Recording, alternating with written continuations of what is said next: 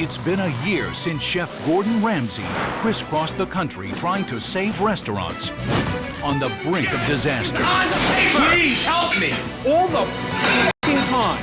We're done. Get the camera out of here. They were clearly in desperate need of his help. I tried everything.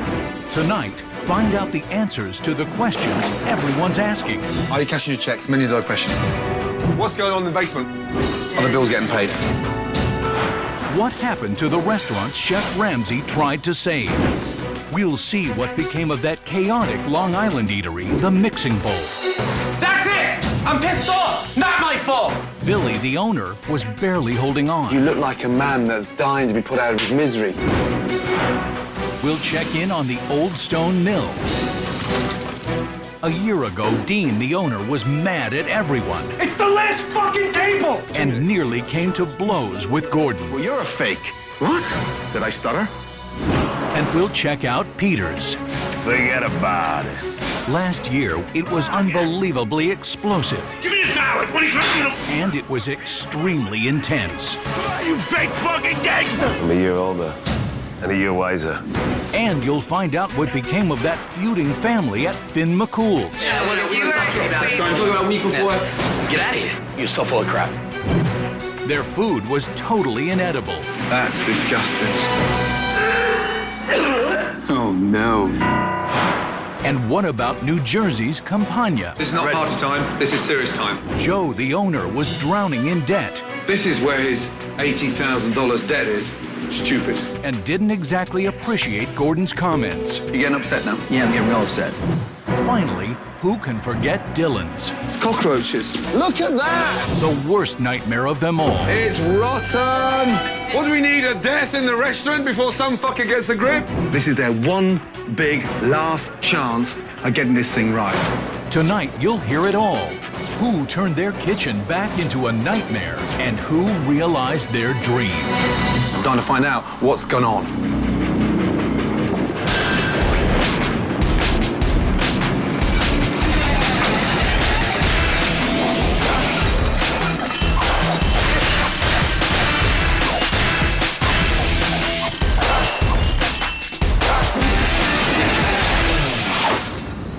Last year, Gordon attempted to turn around restaurants all across America. In a moment, you'll hear how some of them are doing today. But first, a look back at what Finn McCool's was like when Gordon arrived a year ago. Finn McCool's is a family-run restaurant set in the heart of New York's exclusive beach resort, the Hamptons. It didn't take long for Gordon to see this Irish pub had lost its way. God, so grim. Buddy, the patriarch, struggled to keep his business together, We're in trouble right now. and his sons were ready to tear each other apart. You don't listen to anything I want to say. You almost want to tell him to shut up. While Jason tended the bar, Brian, the chef, was drunk with power in the kitchen. Enough. Get out of here. Melissa, Jason's wife, was caught in the middle. Brian and Jason butt heads a lot. My problems are more my brother. Get out of here. I would definitely not recommend working with family. As soon as Gordon stepped foot into Finn McCool's, it was clear this family was in major trouble. So, what's the problem? About 2 weeks before. Talking about a week before. No. Oh, boy. The family feud was taking a toll on Buddy and his business. We just don't have any money. Buddy is in debt, somewhere in the hundreds of thousands. A retired cop, he poured his life savings into Finn McCool's and watched it go right down the drain. If there was no significant improvement, how long could you afford to stay open for? We're in trouble right now. We're probably, I would say, $5,000 a week under what we need to survive. So 20 grand a month, I haven't taken a check yet. and you can't cash them? No. We need this for our families. I'm worrying every night going to bed. Are you going to be able to pay this mortgage? I can't describe to you how stressful that is. The debt and family fighting were dragging Finn McCool's down, and the food, unfortunately, only made matters worse. Here you are, some spring rolls with Coleman's mustard. Wow. Are they popular on the menu? People really like them. No doubt half the customers are drunk. Then, the one dish an Irish pub should be known for, shepherd's pie, sent Gordon over the edge. It was just a big ball of grease.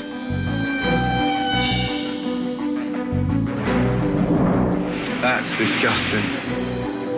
Join it. Second door on the left. Oh no. Oh my God. Having barely recovered from the shepherd's pie, Gordon decided it was time Chef Brian heard the painful truth. When a chef can't make a fucking shepherd's pie, it worries me. Was that you at your best? Whatever he has to tell me, I don't really care.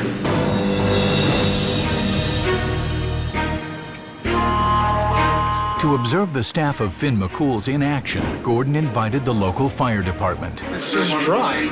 But the brigade was less than impressed. Is there something wrong? It's not hot enough. Back in the kitchen, Gordon was not happy with the amount of frozen food being used. When was the last time we got fresh vegetables in the house? Last summer. Last summer. Now, I just cringe when I see them, that's all. And one shocking shortcut left Gordon in disbelief. Francis, he took it off the floor, put it in the fryer, and then back in the sauce. I've never, ever seen anything quite extraordinary as that. Yeah, well, the fryer is going to take anything that come off the floor. And that cleans it. It cleans it, right? Sterilize it.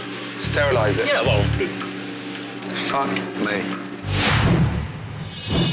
That night, Buddy the owner and Brian the chef nearly came to blows I'm not kidding. I said, all right. over how Brian was running the kitchen. I'm fucking standing right here. I'm doing what I gotta do. Watch your mouth. Watch your mouth. Get out of here. Yeah, Would you what care are you to take talking care to? of this ticket then? I didn't even want to be here anymore. I don't know if I wanted to be in the kitchen anymore. Never mind here. Yeah, I'm out of here. I'm done working here. Brian reached his boiling point, leaving Finn McCool's without a chef. If he wasn't my son, I'd have fired his ass out of here.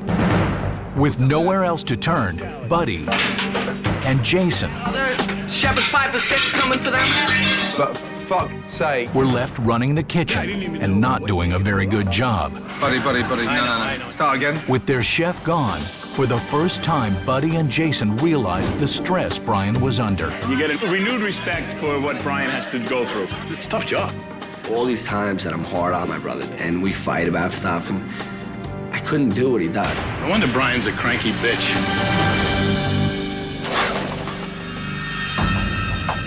The next day, Gordon gained valuable insight into the pressures Brian faced. There's parts of me that feel for you in a way that I started to understand what's on your shoulders.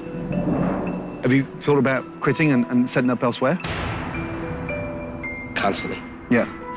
You've got to handle it a different way, in a way that you become the responsible one, okay? Thank you. Good man.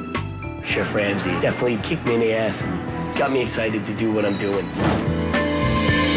The following day, Gordon implemented some essential changes, beginning with a fresh new look. Welcome to Finn McCool's, yes? Lovely. Wow. Isn't that beautiful? That is gorgeous. Huh? Yes. Oh my gosh. You walked in and you felt like you were in your home. It was so comfortable. Holy Moses. Wow. I'm in shock. It was very cool seeing that, just look on his face when we walked in there. Wow. I'm happy. But Gordon's key change, not surprisingly, was the menu. The first thing I did was got rid of 2/3 of the menu because it wasn't fresh. What's the point in having it on there? Gordon even taught Brian his own family recipe for shepherd's pie. Drain off that fat. To think that we are fortunate enough to be schooled by a man like Chef Ramsay, boy, you'd be a fool not to jump on this. News of the relaunch spread throughout the Hamptons, and Finn McCool's was packed. 5 in a high chair? 5 in a high chair. This is their one big last chance of getting this thing right. We opened up the floodgates. Although it was their busiest night ever, Yeah, I see you work for us on this, yeah? the Mazzio family came together and proved they had what it takes to run a restaurant. At least for one night.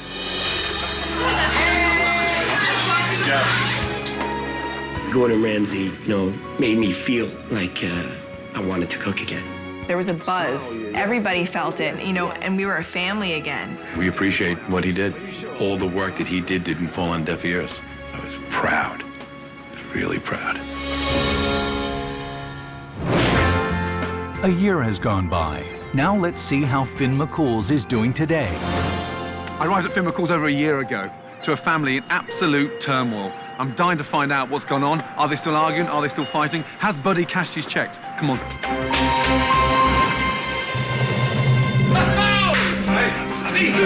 at you. Hey, how are you? What's going on? How are you, buddy? I'm well. Nice to see you. When Chef Ramsay arrived today, Hey, look at you. I thought he was going to be happy. And I was glad that he could see that his words and his advice didn't fall on deaf ears. Melissa. Yo, sweet. nice to see you. Likewise. When Gordon Ramsay first came in, I was actually excited because I knew he was going to be proud of us. Good to see you. So I didn't feel nervous like I did last time. Where's the arrogant fucker? Where is he? Where is he? Hey, Brian. Hey. Well, Chef Ramsay, you hear his voice, and it's just like you go, uh-oh. Hi, my man. All right, good to see you. Good to see you too. Likewise. I want him to see that I listened to what he told me and hopefully make somebody like of his stature proud of me. Am I glad to be back here? You know that? Huh? I hope so. Last time I saw you, I looked at a chef that was pissed off and didn't want to be here. Right. I'm out of here. I'm done working here. Are you busting his balls? Yes, Chef. No. Yes, Chef. No, Chef.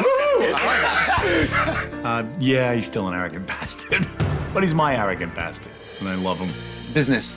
How's it been the last 12 months? We are up, average across the board, 35%. Great. Are you cashing your checks? $1 million question. Oh, yeah. Cheers, everybody. When I first arrived, losing 20 grand a month. Yeah, there's no losses per month. No. Are you making money? Yeah. We're at a point right now where I don't know a dime. It's nice to go home and know that you can pay your bills and wake up in the morning and go to work and you're gonna make some more money. It's a pretty good feeling. We are just heads and tails above where we were. And I owe that to Chef Ramsay. How have you been? Yeah, had a little glitch there for a little bit. What happened? I had a heart attack. You what? Yeah. My dad's heart attack was a very traumatizing experience in a lot of different ways. And it was bad. You know, the doctor told him he could have died. That was a very scary time. Who's getting the prime rib? Realizing how close we were to losing him, it was beyond scary. I was down for a few weeks, actually. And I was shocked. The three of them stepped up, took the bull by the horns, and when I came back, everything was perfect. I don't think last year we could have done it. If this would have happened before Ramsay came, I think that Finn McCool's would have been doors locked, done. Bloody good to see you, know that? Yeah, honestly. Yeah. It really is that fucking handshake, I swear to God.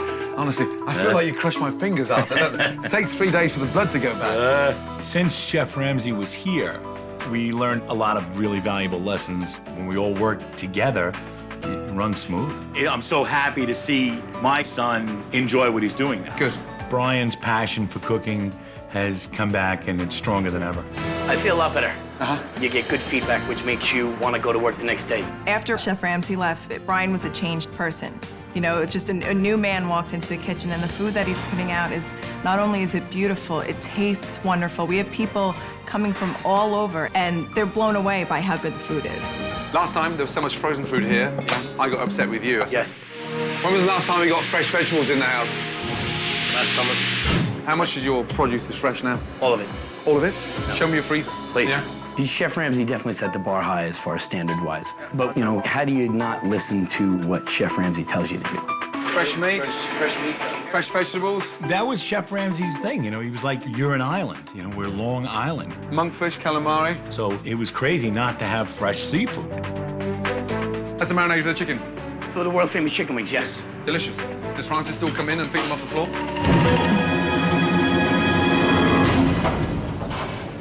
He's moved on to others. He's gone, yes? Yes. Right, what's the special today? Well, tonight we're a nice fried local calamari. We're doing a little roasted pepper remoulade with that. Lovely. Shepherd's pie. As a matter of fact, we're trying to figure out a way to market because I'm getting phone calls from St. Louis for some.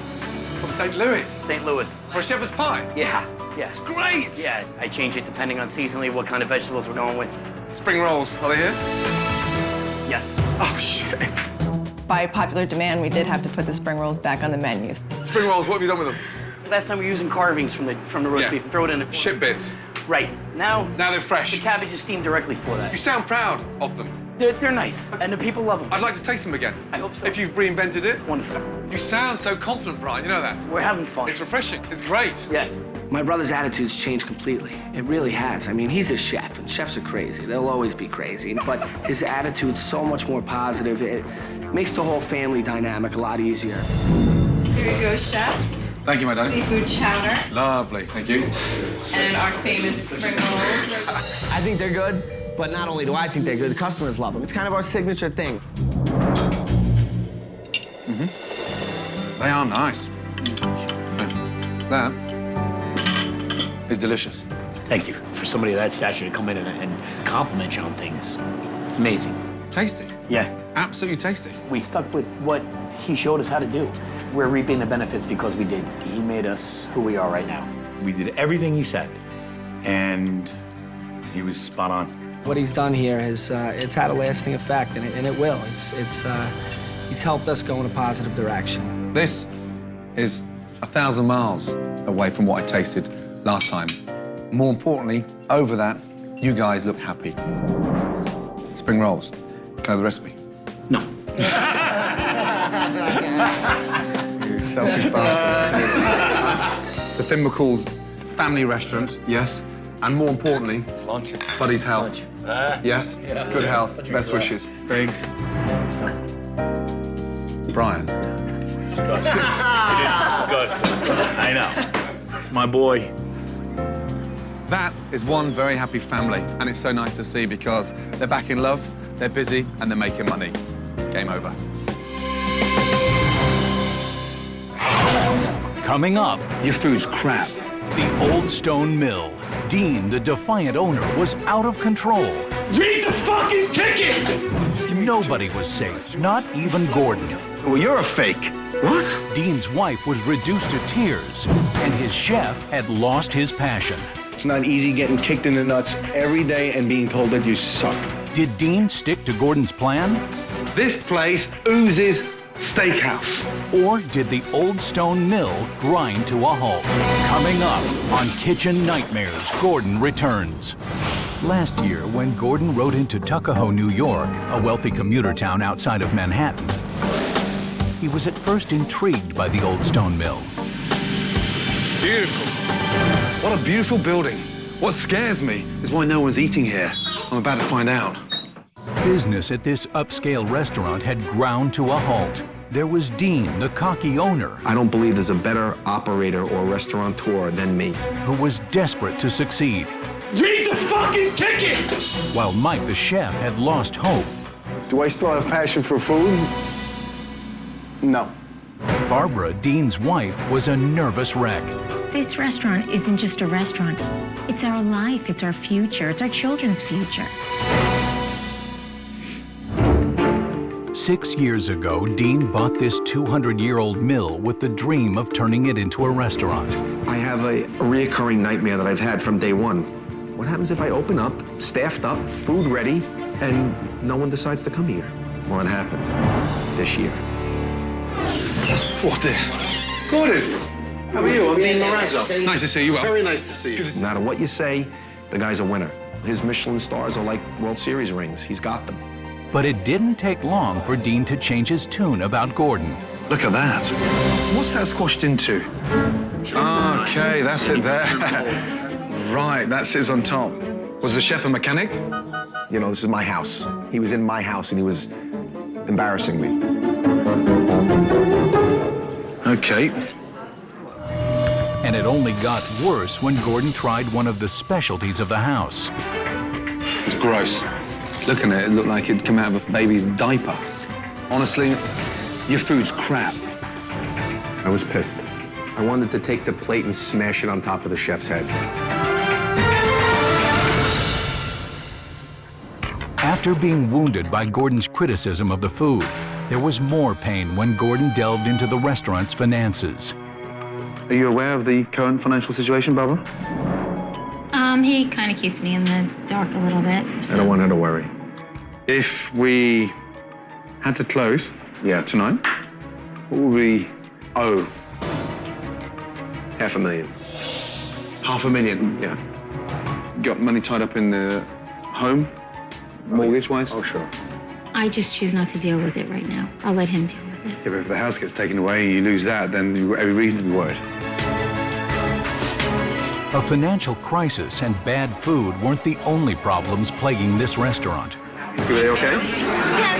On weekends, when the restaurant was busy, Dean tended to overstay his welcome at the tables. Just okay? Just okay. Just okay? And in the kitchen, he seemed more concerned about the speed of the cooking I need a risotto and a tilapia, and that's done. than the quality.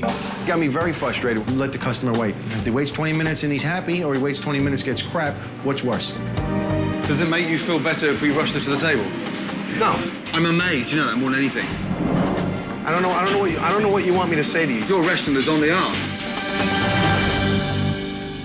After a disappointing dinner service, Gordon confronted Dean over his lack of commitment to make real changes. I think you're treating this like a game. How dare you accuse me of not having a commitment? Dare you? I don't dare you. I'm telling you. You're not telling me anything. This is your own figment of your imagination that I don't have a commitment to this place. You just give me 2 minutes, you guys. Do you mind?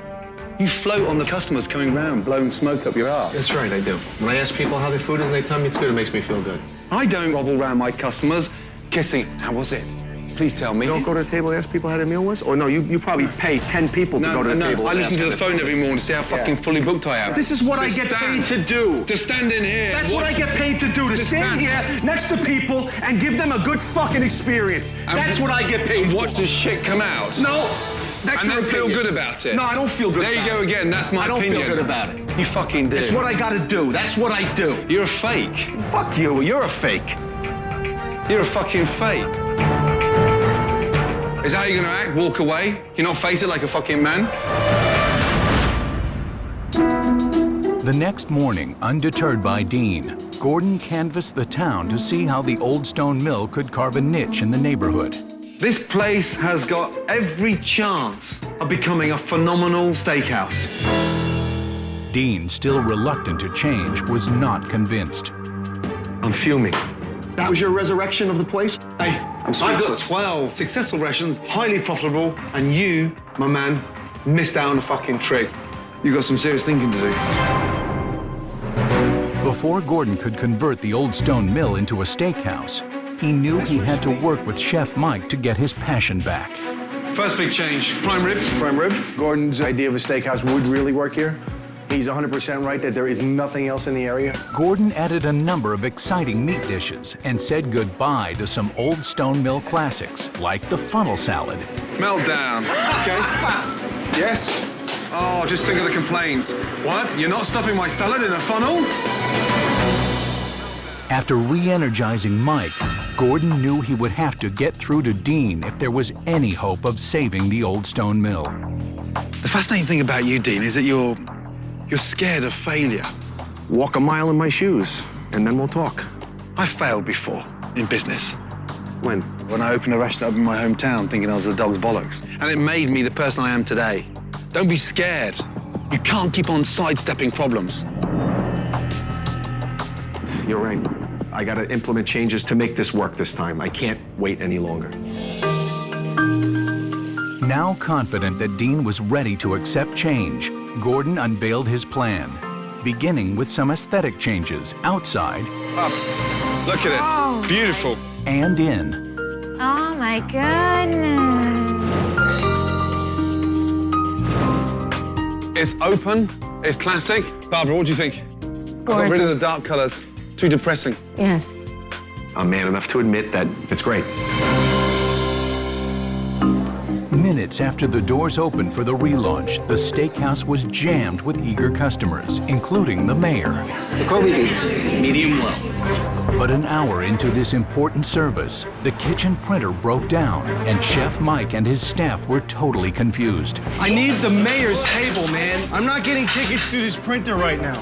Please help me. I don't Ribeye, have medium the rare. ticket is what I'm saying. But this is the copy. You gotta have the other half. This comes from the salad printer. It's been an hour and I got nothing. Read the fucking ticket! Oh, fucking hell, here we go. What the fuck? Read the ticket! It's the last fucking table! Before the dinner service spun completely out of control, Mike, just come round for 2 seconds, please, yes? Gordon got the staff focused again. Let's get this thing back online, especially at this critical moment. All right. This is going to make or break this place. I will be right back, and I will wrap those up for you. Thank you. 2 medium rare. Everyone rallied, and the night finished on a high note. Sorry for the delay. Give me a steak knife, please. Well, bon appetit. I certainly hope it was worth the wait. Excellent. By the end of the evening, it was clear Gordon's vision for the Olde Stone Mill was a success. The most important thing is the confirmation that it can work.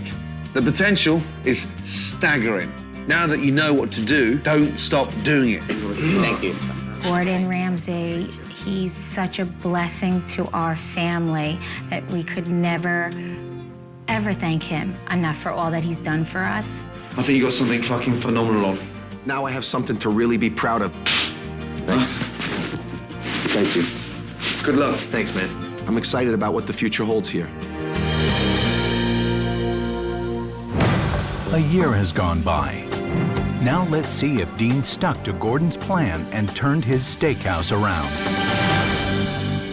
When I first arrived at the Olde Stone Mill, I fell in love with the building. It's beautiful. What I didn't fall in love with was the food. So we changed the direction of the restaurant and its owner, Dean. I'm trying to find out what's gone on. Well, well, well. Look at you. Look at you. Immaculate as ever. How are you, buddy? I thought you forgot about me. I have very mixed emotions about Gordon coming back here. And I don't know whether I want to hug him or punch him. What is this? Botox or is it just you? Come on, No, I'm just asking you. Just stop with that. But look at you. You're like a male model, for God's sake. Yeah, well. Huh? Family all well? Everyone's great. Yep. It's been real good. How's business been? Initially, Yep. double. That's fantastic. And then some. New York Times. New York Times. Literally last week. That's last week. What was the food like? She loved it. That's fantastic. Yeah, man. Where are we? A year on. This winter, I am up 25 to 30%. Last year at this point, I was falling in the red severely. And this year, I'm not. I'm maintaining. People are paid, the staff is paid, my mortgage is paid, and that's a good thing. Who's in the kitchen? Mike. Yeah? Where is it? Right there. Maybe about No. 54 degrees and you're all set to go. No. The funnel. Oh, come on. Okay. Touching a tender chord with the funnel issue with me, you know. I bought this just for you, and you owe me $4. You burned my last two. Oh, just think of the complaints. What? You're not stuffing my salad in a funnel? Hey.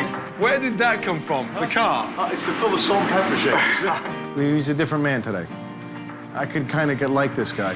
Last time I saw you down here, you looked like a man that was hurting. Now you look like a completely different guy. It's been a lot less stressful. So the weight's gone, the acid reflux is gone, it's all good.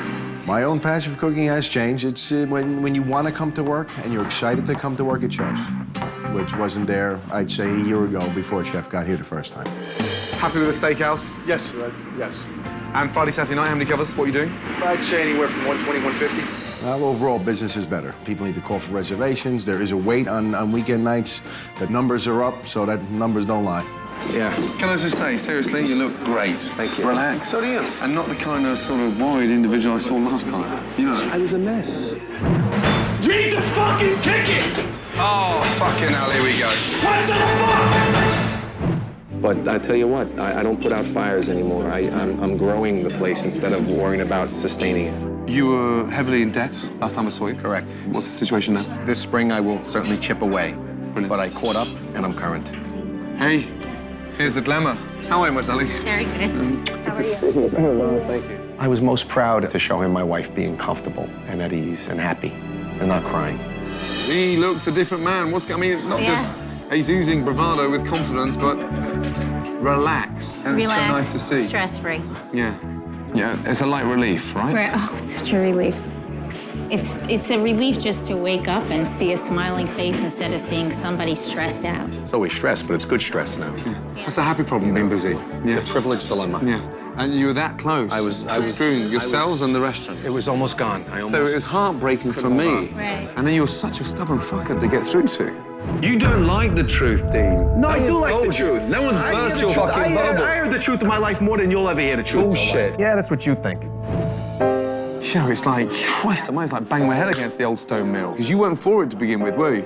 You mentioned steakhouse, and the penny didn't drop straight away. Well, you know why? Because you were scared of change, weren't you? You were sort of scared within. You were I didn't want to fail. I didn't want to lose what I had. No. Couldn't afford to. You know, when you can't pay your bills and you're not thinking clearly, you make stupid choices. Yeah. I made some stupid decisions. Yeah. It wasn't the changes he made to the Olde Stone Mill. It was the changes that he made to me.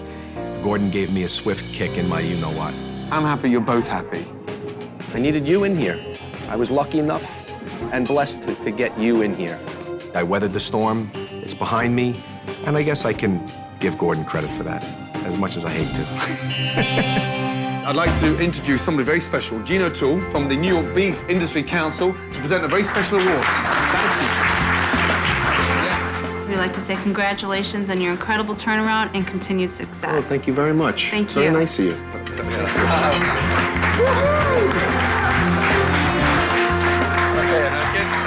Well done. Congratulations. To get an award from the New York Beef Industry Council is special and something I'll never forget, but to get it from him is even more. Absolutely Very brilliant. nice. Yes. Very nice, yeah. Thank you so much, G. The core of what he gave us is certainly there, and I stayed true to the concept and to him. Like he said, it won't happen overnight, but stay the course and it'll pay off. And his words were never so true. It certainly paid off. Coming up. Well, this is quiet. Remember the mixing bowl? Mike, the manager, was spinning out of control. Can we please move on? That's it! While Billy, the owner, was stuck in the kitchen. You're holding everything up now with all this crap. And Billy's wife, Lisa, had simply given up. My hope is really gone for this place.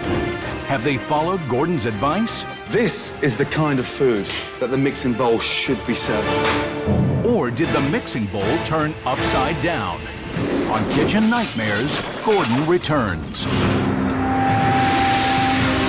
Located just outside of New York City in Belmore, the Mixing Bowl was a thriving restaurant 10 years ago. But in the last few years, business had dwindled to almost nothing. I'm nervous, because this looks dreadful. Billy, the owner and chef, was barely holding on. I'm so stubborn about keeping it alive, but am I hurting myself? Am I hurting my family? Mike, the manager, was losing it. I wasn't told! Why do you keep saying that? I'm pissed off! Lisa, Billy's wife, wanted to close the doors. I can't sacrifice myself and our children for the mixing bowl anymore. This once popular restaurant was on its last legs. And when it came to the food, Gordon had little, if anything, nice to say about Billy's cooking. Zucchini pancakes. It's like having a mouthful of glue. It didn't blow me away today, and it's very sad. End of story. Gordon noticed immediately that Billy operated more like a line cook, never leaving the kitchen. Do you ever go out there? Yeah, when it dies down, I'll walk around. Allowing manager Mike to run the business into the ground. I'm taking 50% off my check. 15. 50, no, 50. Holy smoke. But Mike's ridiculous coupons paled in comparison to his promotional signs. All of them go in the window at some point. Where did you get all these from? I have a place. They make them up for me. It was expensive. Is there anything else that I should know? That's it. That is it? Well, Oh, no. Gordon, can you come here? It's a little big. What in the fuck? Free appetizer with dinner. Ooh, fucking hell, man, get me out of here. Gordon knew it was time to have a heart-to-heart with Billy and Lisa. I've got to be fucking brutally honest with you, you know that? You seriously have to start thinking as a businessman, and then watching you, cooking. You look like a man that's dying to be put out of his misery. Lisa, you may be right. Maybe we should close this place down. Fucking tonight. If the restaurant dies, it'll be like a death in the family. I'm turning this around. Seriously? Yeah. Unless you change, you'll be gone in 6 weeks' time.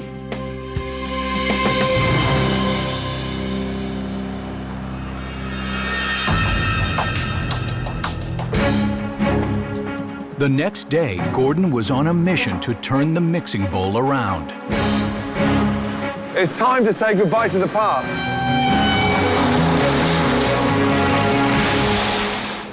Later that morning, Gordon revealed his plan to help the mixing bowl make its mark in this competitive neighborhood. Healthy is something that's not even listed anywhere near here. Taking advantage of a need in the area for healthy dishes, Gordon and Billy went to work in the kitchen, creating new specials for the next dinner service. This is the kind of food that the mixing bowl should be serving. This is poached salmon, topped with a walnut pesto. It's exciting to realize you can do things healthy and just open my eyes to a whole new world. Push the salmon, please, yeah? Okay. Push the salmon special, yeah? Would you like salmon? Yeah, I would try salmon. The success of the new salmon dishes with customers validated the new direction of the mixing bowl. Good, we're selling the salmon, good. But the front of the house was still suffering from Mike's managerial style. Is he working out? All he does is stand and talk and lean and pray. Kimmy, you gotta work the tips, baby. It's impossible to work with him, and he takes half of your tips. You get 5 times more pay than the servers. What the hell is your problem? And in a post-dinner meeting, the staff's and Billy's wife Lisa's frustration with Mike reached a breaking point. When I'm busting my own tables and everybody else is running around crazy. We are aware of what the problems were. I'm fighting for my life here. You right now need to step up to the plate and make the changes every freaking day, every minute of the day.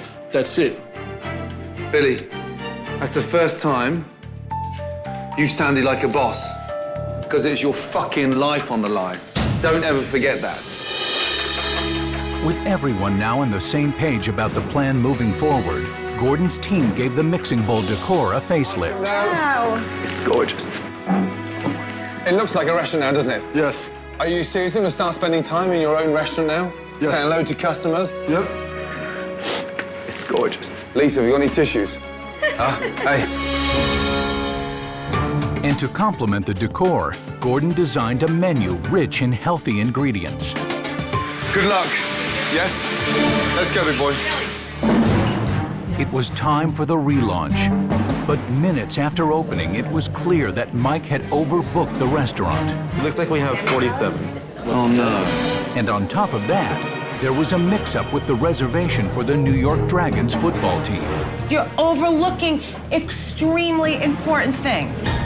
I was not told about the Dragons. I found out. Like, why do you keep saying that? Because I wasn't told. That's it! Not my fault! Can we please move on? That's it! Hey, yes. Can you fuck off outside now? Let me just tell you something. You've got one problem here. Mike. Mike's gonna have to change, like the place has changed. So everybody else in the place is gonna get a second chance. So Mike should get a second chance. After Mike's blow-up, everything settled down and the relaunch was a success. All right, table 2's getting up. We're gonna push it together for a table of 4. It's so different. It feels great, right? Everybody's really loving the food. It's really good. We are gonna build the best damn restaurant that ever existed. And at the end of the night, Billy finally came out of his kitchen. I'm so proud of him. Couldn't be more proud of him. The difference tonight from when I first arrived was extraordinary. You're talented, big boy. You've got to make that transition from a chef to a restaurateur. Ladies first. Oh, I got the message on how I have to change to make this place the best it could be. Good night. Thank you. Thank you. Next, Specials are in the back of the menu. what changes has Mike made to the mixing bowl? Oh, my God. Did Billy find success or bankruptcy? Everybody told me to give up. No regrets? No regret. Next, the answers on Kitchen Nightmares. Gordon returned. Last year, when Gordon arrived at the mixing bowl, he found an empty restaurant that was about to go bust. Oh, this is quiet. Mike, the manager, was spinning out of control, Can we please move on? That's it! while Billy, the owner, was stuck in the kitchen. You're holding everything up now with all this crap. And Billy's wife, Lisa, had simply given up. My hope is really gone for this place. But by the time Gordon left, all three were re-energized and determined to succeed. I'm so proud of him. Couldn't be more proud of him. Now it's time to find out how they're doing today. When I first arrived at the mixing bowl, everybody was stressed to hell. Mike, the manager, was running around like a fucking headless chicken. Lisa, the chef's wife, well, she wanted to close the place. And Billy, the chef, he was just chained to the stove. Now, when I left, things were much better. I hope they're still like that. Let's go. Well, there's no signs, and there's customers. What are you doing here, out? Huh? I'm out in the How are front. you? Are you well? Good to see you, my man. You well? Huh? How are you? Nice big smile on your face. The last year since Chef Ramsay's been here has been amazing. Business has improved 3-4 times what it was. It's been unbelievable. That's looking nice. Nice to see you. Are you well? Good to see you. Good to see you, my man. Pleasure. Huh? How's things? Things have been great. We made top 20 best restaurants in Long Island for 2007. Really? That's great news. I think it makes him proud to see that, you know, he gave us the tools, he did all this for us. Well done. Are you happy? Awesome. Yes? Very good. happy. Yeah. And feedback from the customers? Great feedback. People love the food. Prior to Chef Ramsay coming here, I never thought that the restaurant could change the way that it did. We turn away 50, 100 people a night now for dinner. And we need a 300-seat restaurant. Coupons? No, we don't need coupons. There's got to be one. No, No more. No? Don't need them. I'm taking 50% off, my chef. 15. 50, no, 50. The biggest lesson that I learned from Gordon Ramsay was that people should want to come to your restaurant. You shouldn't have to bribe them. Nice to see the window so clear. No signs. No Great. signs. You must have thought about something along the way. A little sign. A picture of us out there, that's about it. Picture of who? All of us. You and I, together? Oh, yeah. I haven't seen that. Oh, my God, it is. People drive by like, wow, Gordon Ramsay, you know? Remember the last time we were out here, you were showing me all your signs? Holy mackerel. I tried everything. The customers, they're the ones that are spreading the word, so we don't need any signs or any promotions or any gimmicks anymore. I did not expect to see you in the dining room, yeah? Are you splitting time between kitchen and dining room? Yeah, half and half. Half and half, that's great. You getting to meet customers? Yeah. That's fantastic. How you doing tonight? I think the most important thing Chef Ramsay did to help out the restaurant was, I think, in me. How are we doing on table 5? And bringing me out into the restaurant and start running the whole restaurant instead of half of it. Hey, look at you. Another smiley face. How you doing? Good to see you, my darling. Oh, The past year has been unbelievable since Chef Ramsay came. are we going to catch up? 5 minutes somewhere? Everything's different at the mixing bowl. Last time we sat in this office, I wanted it. yeah, close the place. He'd had enough. Lisa, you may be right. To put you out your misery, maybe we should close this place down tonight. To see him now, standing there, I mean, he's a different guy. I He's know. transformed. So different. Yeah, Different when he comes home, different when he's here. brilliant. No regrets? No. No. No regrets. Do you still want to kill or strangle Mike? You know, I don't. He's really turns around. No, I just need that food. Okay, I'll take the Thank food. you. You got it. Mike is completely different now. And when was the last time you flipped out? When the dragons came in. Dragons, right over here. I put them on at 7 o'clock. Can we please move on? That's it. He's really been much calmer. He's being much calmer. Oh, Everyone's just so much happier, and I think everyone's a lot more at ease now. Mike's not yelling. I'm not yelling. No one's yelling. It's very nice. are you happy that you didn't sell the restaurant? I am. At this point, I really am. Yeah. Thankfully, everything's Yeah. going great. Yeah. Yeah, I mean, you've transformed. I mean, you've got this glow on you. I don't know where the hell you got it from, but Completely different, right? He's so much easier to be around. Yeah. I mean, I talk now. Yeah. right? No, it's true. It's true. Everyone, it's true though. It's been quite a ride. It's changed my life 100%. It's been unbelievable. This is his life. Cooking, being a chef, having a restaurant, he loves it. I'm really proud, yeah? Really proud and very happy that it's going so well. Don't stop, please. And as a way of saying well done, this is for Billy. That is for you. Thank you. You deserve it. Really well done. Well done, buddy. Keep going, yes? The Mixing Bowl is awarded Gordon Ramsay's seal of approval for excellence in consistency, quality, and overall customer satisfaction. It's like 1,000 pounds lifted because I'll never forget where I was. A lot of businesses don't always get a second chance, so I don't take anything for granted. Hey. This is the longest we've ever spent together without any tears. Huh? Come here. Yes? Hey, well done. And that, yeah, I really mean, don't stop. Take care. Thank you. Bye, guys. Bye-bye. It's so hard to believe that this place nearly closed. They're happy, they're making money, and they're doing a fucking good job. Success is the only sign they need. Still to come. It's fucking rotten, you fucking idiot. The most talked about kitchen nightmares. What do we need, a death in the restaurant before some fucker gets a grip? Last year, Gordon found flies, roaches. Look at that! And even rats at this Indian restaurant. I've eaten here. What will Gordon uncover when he returns to Dillon's? Oh my God. Coming up on Kitchen Nightmares, Gordon returns. Manhattan may be the mecca for great restaurants, but last year in the heart of the Big Apple, Gordon found his biggest challenge ever. There's one restaurant that needs my help more than any other, and it's right down there. Dillon's, an Indian restaurant in Midtown, was a catastrophe. The menu was confusing. What are we choosing from? Which menu? The food was appalling. Okay, it is disgusting. And the kitchen was infested. The kitchen is not clean. Martin, the general manager, didn't seem to care. Andrew, the operations manager, struggled to keep everything running. If something's broken, I fix it. I make sure that there's toilet paper to wipe your butt with. While Mohammed, the owner, was losing a fortune. For the last 6 months, we are losing like $20,000 to $30,000 a month. This Indian eatery was a disaster.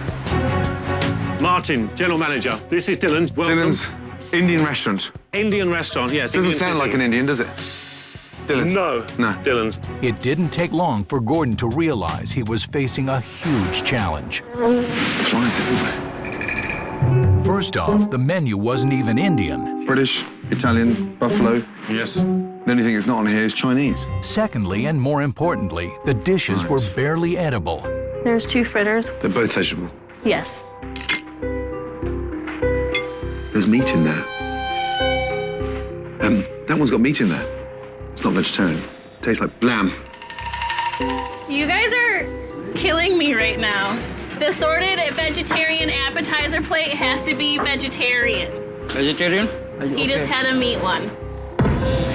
After having a vegetarian appetizer that wasn't even vegetarian, Gordon dug into his next dish, beef boona. That is not a piece of beef. Does that look like a piece of beef to you, my darling? It looks like pork. And if that's beef, then, hey, I was born in Bangladesh. He says it's pork. Pretty sure it's pork. Is it beef? Pretty much everything that could go wrong went horribly and catastrophically wrong. Where did you start on this one?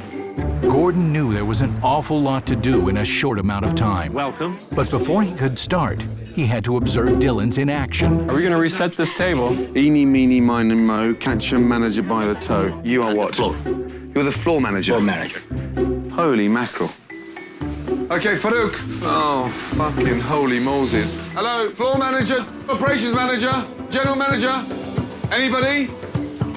Mohammed, can you explain to Gomez? Yes. Yeah? That we've got to stop putting things on the floor. Yes? Yeah.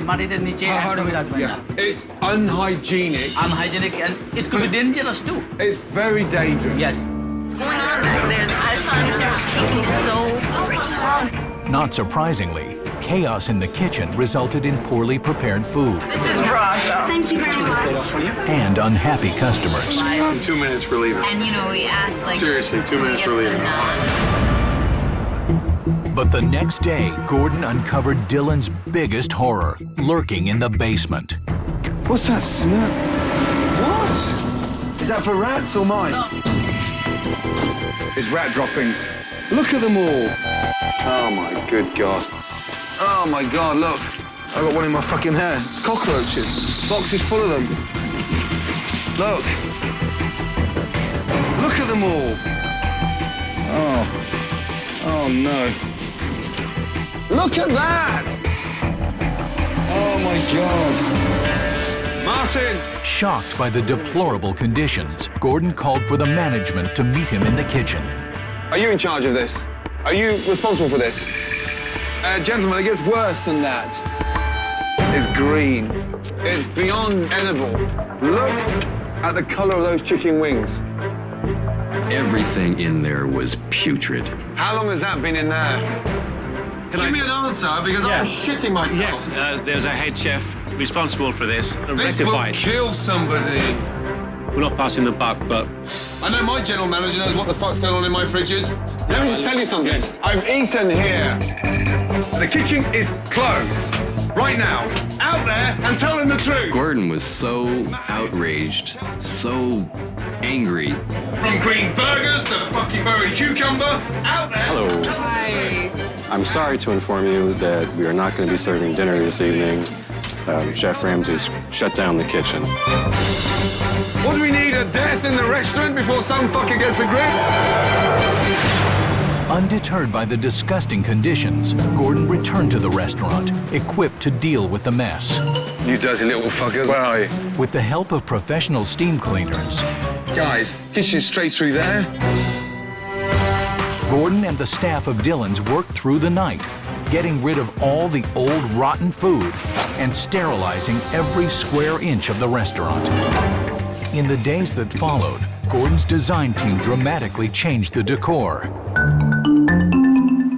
Dillon's drab and dreary look Take off your blindfolds. Was transformed into a sleek, contemporary Indian restaurant. Wow. Haven't they done an amazing job? This is beautiful. Outside, Gordon installed an eye-catching awning, revealing the restaurant's new, authentic Indian name, Purnima. But the most critical change was Gordon's decision to enlist one of New York's top Indian chefs, Vikas Khanna, to help make over the menu. After the trio, we have the chicken korma. The new menu featured classic Indian dishes with a modern twist. Hello, good evening. On the night of the relaunch, with Vikas in charge, the kitchen got off to a great start. Let's go.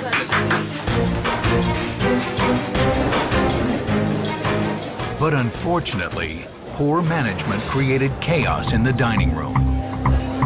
So that they want the lamb, the ladies, The disorganization in the dining room created confusion in the kitchen. Who's running the restaurant? And customers were forced to suffer the consequences. It's unbelievable. It's cold. They forgot our order. Fed up with the dismal service, Gordon asked floor manager Khan to step up. Be honest with me. Can you manage this place? Yes, I can. Ready to go? Ready, everything is ready, but I have one naan. With Vikas manning the kitchen, the staff hit its stride. It tastes really good. This is great. And the opening was a smashing success. 2, 3. Feeling that there was now hope for this restaurant, Mohammed, can I have a quick word with you, please? Gordon sat down with Mohammed for a candid conversation about Martin. This is a new start. You have to treat it as a new beginning. Of course. In a perfect world, I would sacrifice one of your managers to employ Vikas.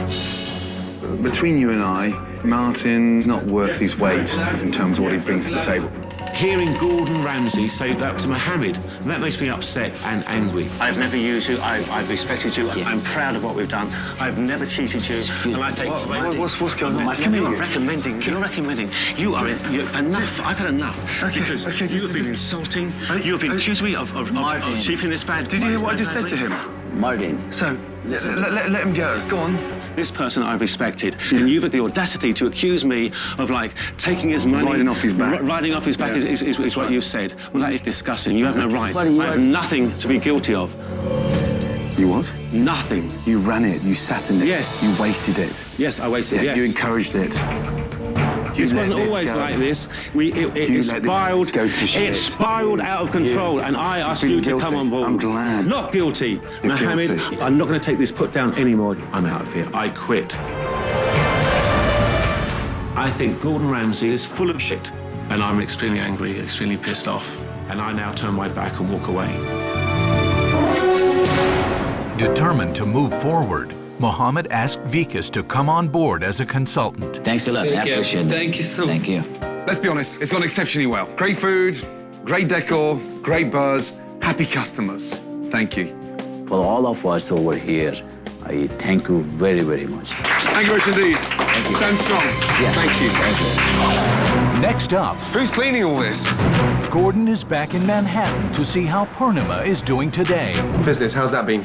What's going on in the kitchen? Any burgers with blotches on there? And what surprises does Gordon find lurking below? Oh my God. Find out on Kitchen Nightmares. Gordon returns. A year ago, Gordon faced his toughest assignment right in the middle of Manhattan at an Indian restaurant plagued with bad food, It's rotten. inefficient managers, Who's running the restaurant? and one of the dirtiest kitchens Gordon had ever seen. Rat droppings. Oh, my good God. With the help of Chef Vikas, Gordon left the restaurant in a good state. Let's be honest, it's gone exceptionally well. Good night, guys. But a year has gone by, and one wonders if the Manhattan mess is even open. Time to find out.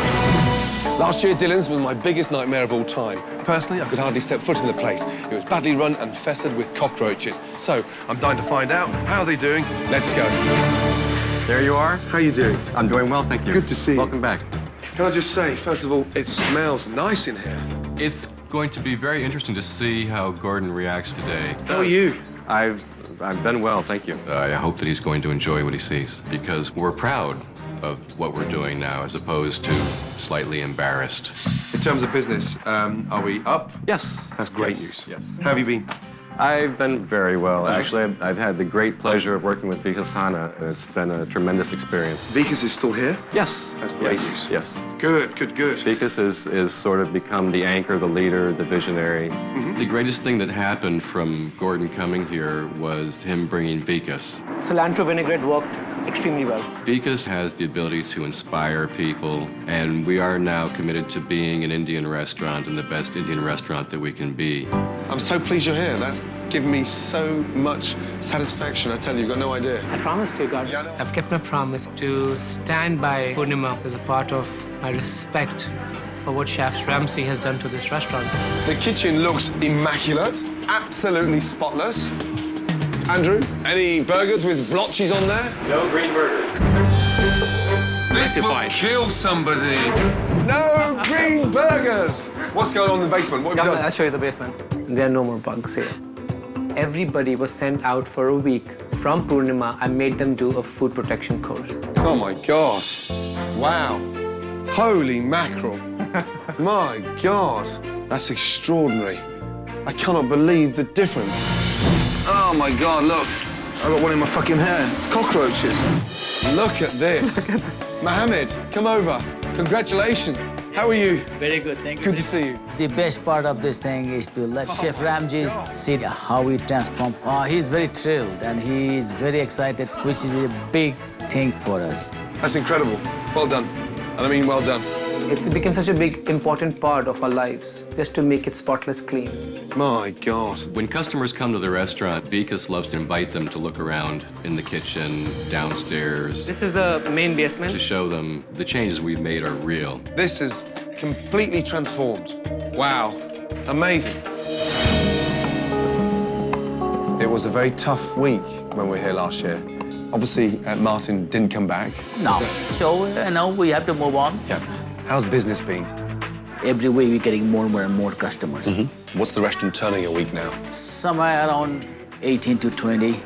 18 to 20,000? Yeah. That's fantastic. That's $1 million a year. Yeah, almost $1 million a year. Brilliant.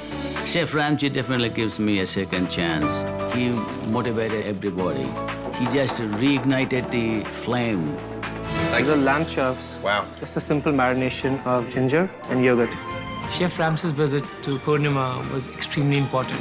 I am so happy. I didn't expect the transformation to be this good, to be honest. The food, it's absolutely delicious. For me, the most important, connection was bringing you two together. I told Chef Ramsay that, and Mohammed and Andrew, I promised them that we will stand together and we'll make this restaurant a success. God, it's such a good feeling. I bet. Being reborn, you see the whole place coming back to life. Purnima will always have a very warm place in our hearts. Next time we'll eat downstairs, right? We would. Yeah. Purnima is a gift to us, and I want to respect that gift. Mohammed, good to see you. Chef, it's a pleasure. Still far too good looking to be a chef, you know that, yeah? Too clean cut, Vikas, you know that. Huh? Take care. Bye, guys. Thank you. Wow, I mean, absolutely incredible. From the biggest disaster to the biggest transformation. It's on track, it's clean, it's delicious, and now they have a proper vision. Thank God for that. Coming up, I'm in trouble. we head back to Campania, an Italian restaurant in New Jersey. Good afternoon, Compania. A year ago, the owner was nearly bankrupt. I owe my purveyors about $80,000 right now. And he and Gordon didn't exactly start off on friendly terms. We haven't got a clue how to run a business. I'd rather have this conversation downstairs. We'll tell you how it's doing today. Look at you! Did they follow Gordon's advice? Or have they finally dug a hole too deep to get out of? The bill's getting paid. Up next on this special edition of Kitchen Nightmares. Last year, when Gordon arrived at this Italian eatery, Campania. he found a little bit of southern Italy in a New Jersey suburb. One? Oh yes, today I'm on my own. And a restaurant on the brink of disaster. Mr. Ramsay. There was Joe, the owner, a self-taught chef. We don't have recipes. We don't use measuring cups or spoons because I'm the best. He ran a carefree kitchen. You. While the staff was goofing around, It's like a big romper room back there. Joe was quickly going broke. I owe my purveyors about $80,000 right now in cold hard cash. Joe's passion for big portions was eating up his profits. I can't see us going on another year. His wife was distraught. It takes a lot of courage. And his mom, a nervous wreck. I worry about Joe. I worry about stress level. I worry about Melissa. I worry about the boys. The cash crunch took its toll. These are not working ovens. And the customers paid the price. We've been here since 7 o'clock. We need your specials now. That fucking never went out? But clearly, Campania's biggest problem was its food.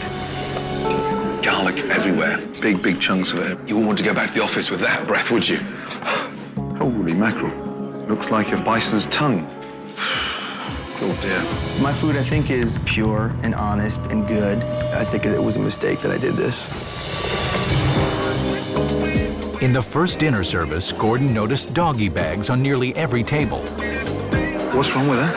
Nothing is wrong with this. I'm gonna take it out. They're taking it away. Oh my God. He knew Joe's huge portions made food costs astronomical. Unbelievable. And would eventually force Joe out of business. Sit down, sit down. I've never seen such humongous portions. Why did you decide to go into business if you haven't got a clue how to run a business? Talk to me. No. You getting upset now? Yeah, I'm getting real upset. Thank fuck for that. Hopefully I'll get through to you now. All right, you know what? Why are we making a fucking public issue with this now? There's customers here, there's customers here. I'd rather have this conversation downstairs. How about that? Yeah. You're embarrassing me in front of my customers. Frustrated by Joe's stubbornness, the next morning Gordon decided to visit his wife, Melissa, to get a better insight into Joe. Hi. Melissa, how are you, darling? Thank you. A lot of pressure on Joe's shoulders. How do you think he's doing? He's very positive, and it's his dream, and I know he's giving it his all to try and succeed. But hardest thing for me is that people like us put everything on the line for a dream, and I just want to see him have the time, to succeed. This restaurant failed. We would lose everything. I mean, I'll lose my house. But this business can be turned around. So you're gonna help us? Yes. Determined to help Joe and his family, Gordon went right back to work. This menu is far too big for his own good. I don't understand what's going through his mind to have this fridge stocked with all these ingredients and no customers to cook for. Look, bag after bag after bag. This is where his $80,000 debt is. Stupid. Absolutely crazy. I saw that fucking walk-in in a completely different light. I went, holy shit. Gordon's next step in turning Compania around was retraining the cooking staff from prep to presentation. I know it's rustic, but at least make sure that we've got a little bit of pride in what we're doing. You can do better. Then Gordon came up with one menu item that would separate Compania from all the other local restaurants. Why can't this restaurant become famous for a meatball? I go to my restaurant in Sicily for meatballs. That's all I want. Just give me meatballs. Armed with meatballs, Compania's new signature dish, Gordon and the staff hit the streets to promote the restaurant. Give these meatballs away and get the reputation out there on the street, yes? That's wonderful. The best meatballs in New Jersey! Now that the word was starting to spread about the new Compania, Lovely. Gordon introduced some decorative changes, How cool is that? both outside Awesome. Oh, it's unbelievable. I was just absolutely blown away. Hey! and in. Is it nice? Oh, I love It's the kind of place I just want to hang out. You guys have transformed my restaurant. Follow me through to the kitchen. Let's go. The kitchen got a state-of-the-art stove. And in a big push to cut costs, Gordon introduced smaller plates for the smaller portions. Check it out. Happy? Good. And a much more focused, vibrant menu.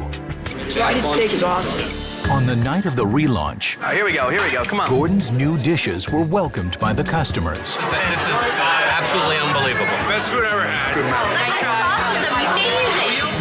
Good By the end of the evening, the staff was ecstatic. More than 200 people were served dinner, and Joe had his most profitable night ever.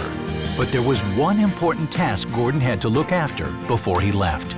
The food looked great on there. We're not going back to stupid big steering wheels. That's what we're serving. Look at them.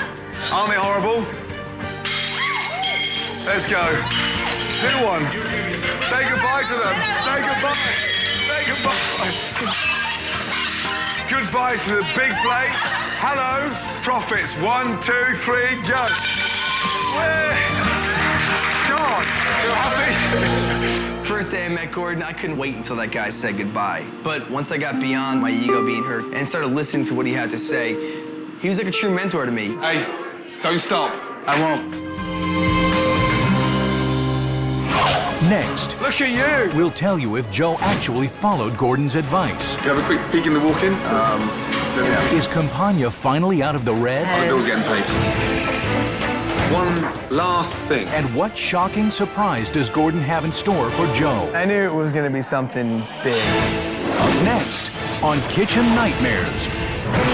When Gordon arrived in Fair Lawn, New Jersey last year, Campania, he found owner Joe in dire straits. I owe my purveyors about $80,000. But the staff was goofing around.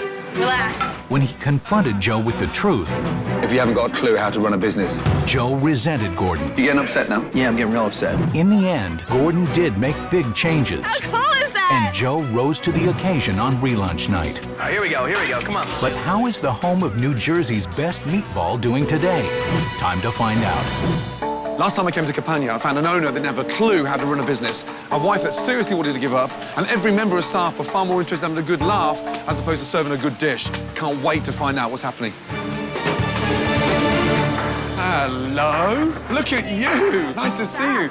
Mwah, how you doing? It's very good to see Gordon today. Nice to see you. Business is doing a lot better since he was here. It's just busier and busier all the time. Wow. So busy. Wow. Ladies, how are you? Nice to see you, Madonna. I definitely hope Gordon's really happy for us, and he's glad to see that we're doing better, and that I have a lot more hope for the restaurant now, and that things are going easier. Restaurant sounds great out there. Yeah. Huh? Busy? Yep. You look great. So much better. Wow, nice to see you. Where's Chef? In the back. Hey, look at you. How are you, buddy? What's going on? Yeah, good to see you, my man. Huh? The atmosphere now as I walked in was electric, huh? That's like every day. Fantastic. Since Chef Ramsay visited Campania, things have just turned around on a dime, completely. The influx of customers has nearly doubled, and that's due to Gordon. Before I go to the dining room, can I have a quick peek in the walk-in? Yeah, come on. I don't understand what's going through his mind to have this fridge stocked with all these ingredients and no customers to cook for. Take a gander. Enough for the next couple of days maximum? There's nowhere near the amount of produce. No, I mean, we were stacked to the rafters before. In food alone, we're saving about $5,000 a month. That equates to about $60,000 a year. We've got so much of a financial cushion. I could finally pay my purveyors on time. You really helped me out. So it's just been nothing short of, I think, a small miracle. I almost feel guilty about how good it's been for me. Before Gordon was here, we were pretty close to the edge financially. It's been spectacular. But the hardest part for me was watching my wife go through it, because she didn't sign up for it, I did. You look so much more confident now, because last time we met and we had that chat, it was pretty hard on you. Yeah. Hardest thing for me is that people like us put everything on the line for a dream. Yeah. How do you feel now? Better. I mean, you really gave him a fighting chance, you know? I just think Gordon Ramsay is so inspiring. You know, I respect him for coming in here and being honest and, you know, letting my husband know what he needs to do. Are the bills getting paid? Yeah. They are getting paid. They are. It's been great. It's so nice to see you sounding and looking so confident, you know that. And that kind of support you give him is just the foundation to the success of this place. So don't stop. Okay. Yeah, good to see you, my darling. You too.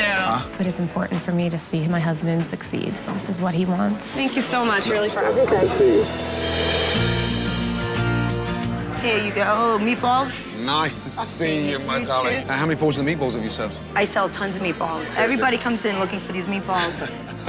A1 on the meatball. They're delicious, huh?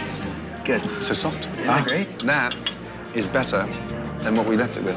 I mean, we're sending trays out. Like, you know, people want like 100 of them, 200 of them. Like, they're asking if they can ship them across the country, you know? Gordon's visit, it was just thumbs up all the way. And man, it was just infinitely gratifying for me. Last time we sat at this table, you got pissed off with me, remember? Why are we making a fucking public issue with this now? There's customers here, there's customers here. I'd rather have this conversation downstairs.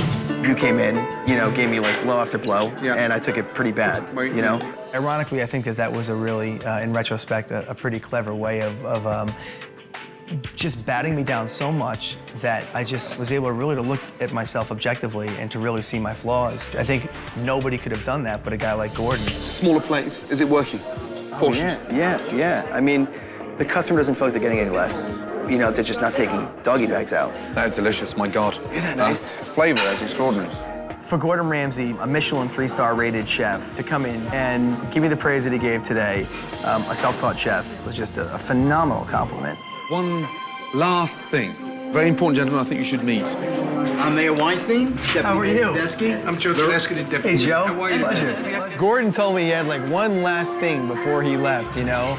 And I knew it was going to be something big. Thank you so much for coming. Thank you. And you're here because of... He makes great meatballs. So you're here to... Give him a little presentation on behalf of the borough, a little proclamation for you on the best meatball, not only in New Jersey, but probably in the United States. You know, Joey's put everything into this. It's always been his dream. Thank you very much. Now it's certified. It's been a long road, but good things are to come. And also, today is your day in Fair Lawn. Today is, that's true. On behalf of the mayor and council, today You gotta is be Joe kidding me. Cerniglia No Compania way. Ristorante Day. Gordon coming in and making changes to my restaurant actually translated into big changes in my life at home. Now I feel more confident as a father, as a husband, as a restaurateur. Yeah, Gordon's had a huge impact on me. There's one more very important thing I have to say. Those meatballs were fucking fantastic. I've even got a doggy bag. I've never done this before. Still to come. Why is this guy here? Gordon's most explosive nightmare ever. Who the fuck is here? Who can forget Peter's fits of fury? You fake fucking gangster! And his sister, who suffered watching her restaurant fall apart. At times, I could shoot every person in here. We'll tell you how the family is doing today. Up next, on Kitchen Nightmares, Gordon returns. Last year, when Gordon arrived in Babylon, New York, a small village on the south shore of Long Island, he found numerous Italian eateries. But Peter's, a family-run restaurant, needed Gordon's help more than any other. Tina, the owner, was in distress. I want to cry or commit bloody murder. Her brother, Peter, the manager, was a bully. Get the fuck out of here! Robert, the chef, was worn out. When the fucking dishes are ready, that's when they're gonna come out. The kitchen was completely broken down. This is my one working oven. And Peter's priorities were upside down. Instead of buying a stove, I bought a suit, you know? He's a 250-pound spoiled baby. This Italian eatery was on the brink of bankruptcy. I'm gonna kill myself. Gordon's arrival in Babylon got off to a slow start. He said he was going to pick me up. When Peter kept him waiting nearly an hour. This can't be him. Peter? How you doing, Gordon? Good to see you. Nice car. From the minute we met, it was like Superman arrived. After you. And from the minute Gordon sat down, he knew this dysfunctional family was in crisis. I'd like to be told the truth. Nothing but the truth. I held in my... I had to go to the... This is why the business is falling apart. I'm sorry. It quickly became clear to Gordon that not only did this family have a communication problem, their kitchen had some of the worst Italian food he'd ever tasted. That's stone cold in the middle, and that's not fresh crab meat. That's not even lobster, that's just like baby food inside gunk. When Gordon did finally step into the kitchen, he realized these chefs were never given the proper tools. What doesn't work? All these stove tops here don't work. This oven does not work. Peter is a lot more proud of his car than he is his fucking restaurant. Then Gordon inspected the walk-in and was shocked by its condition. There's onions growing on top of onions. The whole thing's leaking here. What the fuck is that? You can become famous in the next 24 hours for fucking poisoning half of Babylon. Doesn't this fall under the chef's job? This is your fridge in the middle of your fucking business. And Gordon realized that most of the restaurant's problems pointed to one person. It's like blame everything on me. Stop acting like a fucking baby. I'm not acting like a baby. Yes, Just you throw are. everything on me because Well, it's like, you know what? stand here. I take it number one, me. This is unbelievable. Gordon knew he had to have a heart-to-heart with Tina, the owner, about her brother's irresponsible behavior. Does Peter play a part in the financial side? He'll take his paycheck but not come in. I come in and they'll tell me, oh, Peter took $200. Shit. It's like, I didn't even fucking break even for the day and he took money. I get so exasperated sometimes, so stressed out, that I want to cry or commit bloody murder. That night, as the staff prepared for dinner service, Tonight is a critical, crucial night. an unexpected bill collector arrived, and Peter snapped. Get the fuck! Come on, Peter! You made a mistake! I'll hurt you, motherfucker! I'll hurt you, you motherfucker! Come on, Peter! Come on! Get the fuck out of here! By the time customers arrived, Peter had calmed down, but he seemed to care more about himself than them. Give me pineapple juice with a lot of ice and a splash of cranberry. It's good for my sugar.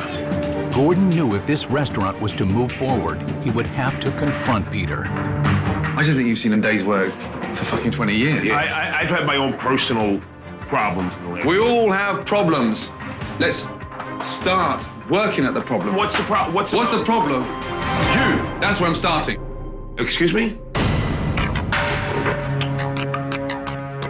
You're the only fuck in here right now that's not pulling their weight, and that's not fucking good enough. Think about what are you going to put back into the business tomorrow. Think about it.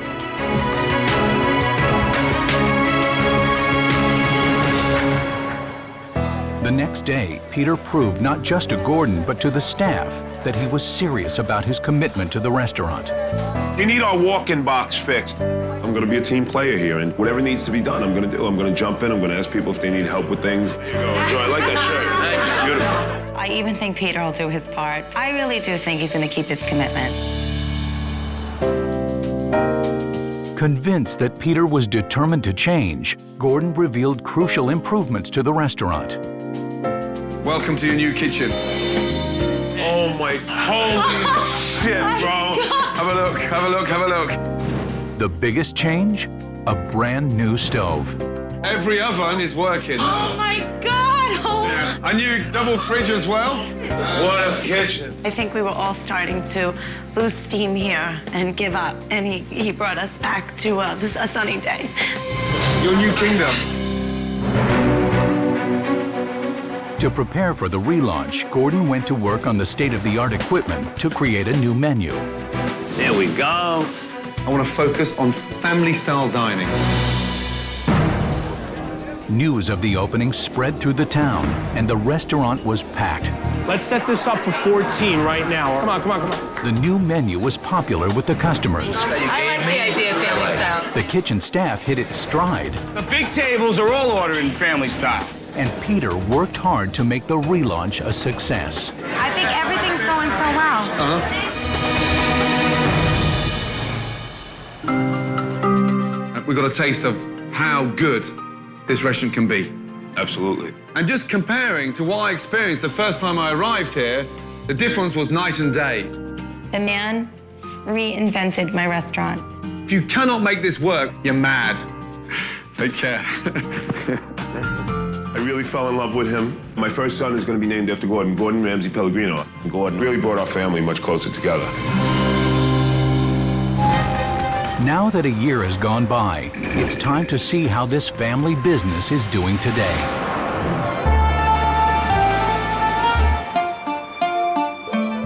Since the last time Gordon was here, business has been phenomenal. We took, the fundamentals of what Gordon gave us, and we built on it. And we followed what he did. I mean, how could we not? I mean, he's a proven winner, right? Hey, what's up, T? Hey, what are you doing? What's going on? How are you? Good. No, just going over Saturday night's page. Oh, yeah? Looks busy. I'd say that business probably has to be up at least 30–40%. We're at the top of our game. Good evening, Peter. I am happy with the state of business right now. I think we're all really doing our best. Saturday, sure. What time? I think we're really working at our full potential, and if there's something that we see that needs changing, we change it now. How you doing? You all right? Very good. After Gordon left, I realized it was time to really make some changes here. There were fights every day and arguing, and that's where Robert and John, they just didn't fit in anymore. When the fucking dishes are ready, that's when they're gonna come out. My new head chef is Fernando. You guys are doing a great job. We're really busy tonight. Everything's wonderful. In 20 years in business, I've never met a chef like Fernando. He's got a calming effect. It puts you at ease. But we're gonna start getting a little rushed now. We have some big reservations about to come in. I think we're really happy, everybody here. They take care of me, they treat me like a family. He trusts me, and I trust him. The morale does stem from the kitchen, and Fernando has a lot to do with that. You know, he's at his craziest moments, he's always at ease. And that transfers, that goes from the chefs to the waiters and, you know, to us and back to the customers. It was good. Yours? It was very good. We use the best of everything. Everything is top-notch, from our produce to our meat, our fish. And I'm just working hard and doing it the right way. And it's just, you know, when Gordon was here a year ago, I wasn't pulling my weight. Let's start working at the problem. What's the problem? What's the problem? You. That's where I'm starting. Excuse me? He was right. It would have been better without me. If you're not part of the solution, you're part of the problem. And I was part of the problem. My temper got away from me in this business. You made a mistake, you mother! I'll hurt you, you motherfucker! Get the fuck out of here! Stop! And now I'm a much calmer person. Gordon set something off in my head, and at the end of the day, it really helped me. I do see the change in Peter. He'll always be silly and somewhat of a pain in the neck, but I do see that he does care. How's that table, A7? They're all set? They're good. They're ready to roll. Okay, good. I realized doing everything the right way is much easier than doing it the wrong way. And that was stuff that Gordon taught me. Would you like one as well, Frank? Yeah. I make a mean espresso. When you're happy in your business, when you're happy in the kitchen, when everything is flowing, it just transcends through the place. People see it, it just trickles down.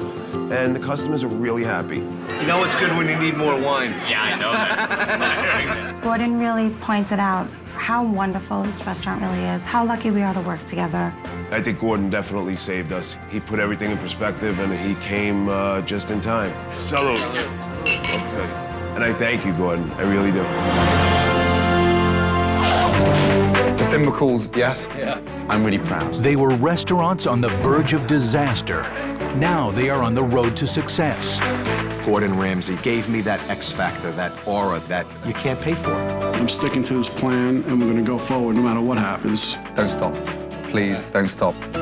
It's like having the best of the best tell you you can do it. A year has gone by, and the impact of Chef Ramsay's work is undeniable. Chef Ramsay gave a whole new life to this restaurant. Thank you so much, really, for everything. He's brilliant. You know, he really knows what he's doing. But if they slip up, they just might get another visit from Chef Gordon Ramsay.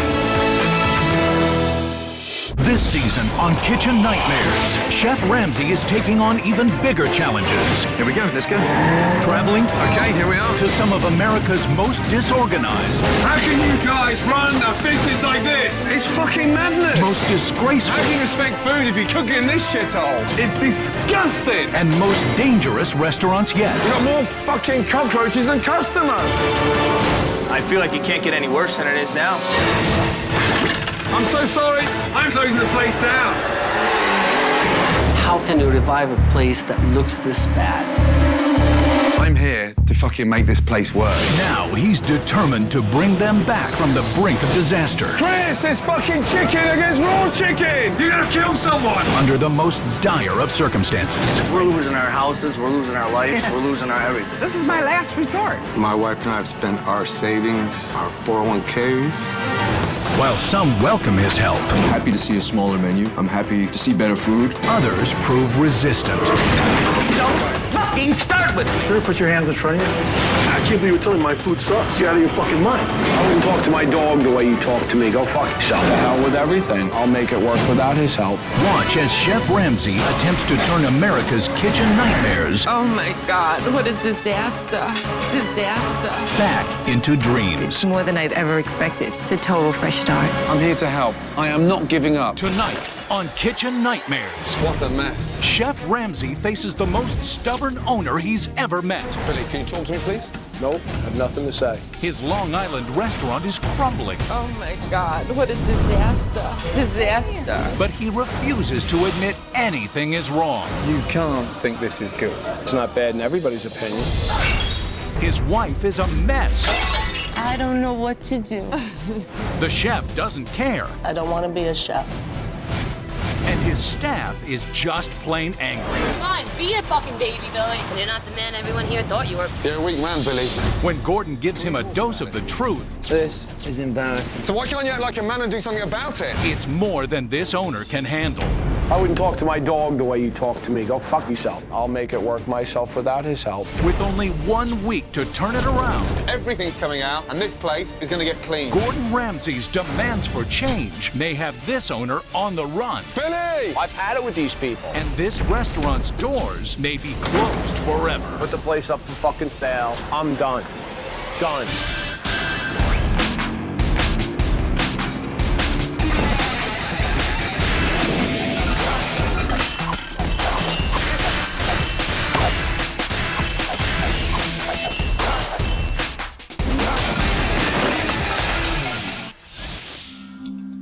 Mount Sinai, New York, an upper-middle-class town on the North Shore of Long Island. Inhabited by the working class and city commuters, with no shortage of trendy eateries. And then there's the Handlebar. Hello, Handlebar. How can I help you? Bill Leroy, a former construction worker, and his wife Carolyn bought the Handlebar just 1 year ago. Oh, boy. The Handlebar was a really nice place, and when I saw it was for sale, I jumped on it. And our specials menu? When we came into the Handlebar, we saw that it had been run down. But Billy being so handsy, Now they're on. we saw the potential of having a great place. In its heyday, this was the place to be. This was the place that the judges came. This was the place that the lawyers came, the doctors came. Now it's not like that anymore. The nightmare began when 70% of the money was coming from the bar and almost nothing was coming from the dining room. When you can't turn 18 tables on a Friday or a Saturday night, you're in a lot of trouble. Bill is an okay manager. Can I bother you to make me a cup of coffee? Billy usually stays at the bar, but being an owner, he has to be more involved. Like answer the phone. Somebody on the phone? Sometimes he can be very grouchy. Now go put all the stuff back where you got it then. Like his mood swings change. Well, I've had it with these people. This place is gross. Like dirt, filth that had been built up over the past 20 years. The interior, it looks dated. The decor,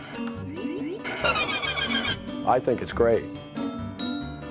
The core menu is basically the same as I inherited with the restaurant. They look disgusting. I don't know why anybody orders them. Melissa is an excellent chef. I'm not a chef. I don't claim to be a chef. I don't want to be a chef. I'm not very creative. 5 minutes. The food is crap. My fish wasn't I think hiring me wasn't necessarily the best idea. I don't even know what I'm doing here. I don't intend for it to be my career. I really don't think Melissa has any weaknesses as a cook. The day we call it quits is the day we have not one penny to put into this place. We took out an equity line of credit that's almost maxed out, and drained our savings account. God help us. If the handlebar fails, we risk losing our house. Then I'd never want to lose my house. We need to worry about you and me and the handlebar. Bottom line. If Chef Ramsay doesn't come here, our time is very limited. I definitely don't think it's another year.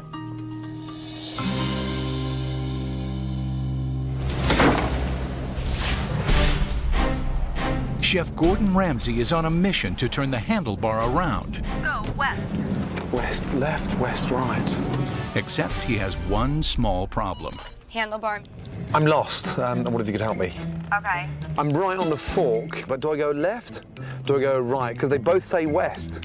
Okay, so you're gonna bear to the right, Right. and there's gonna be like a big shopping center right after it. Okay, there it is there. Handlebar.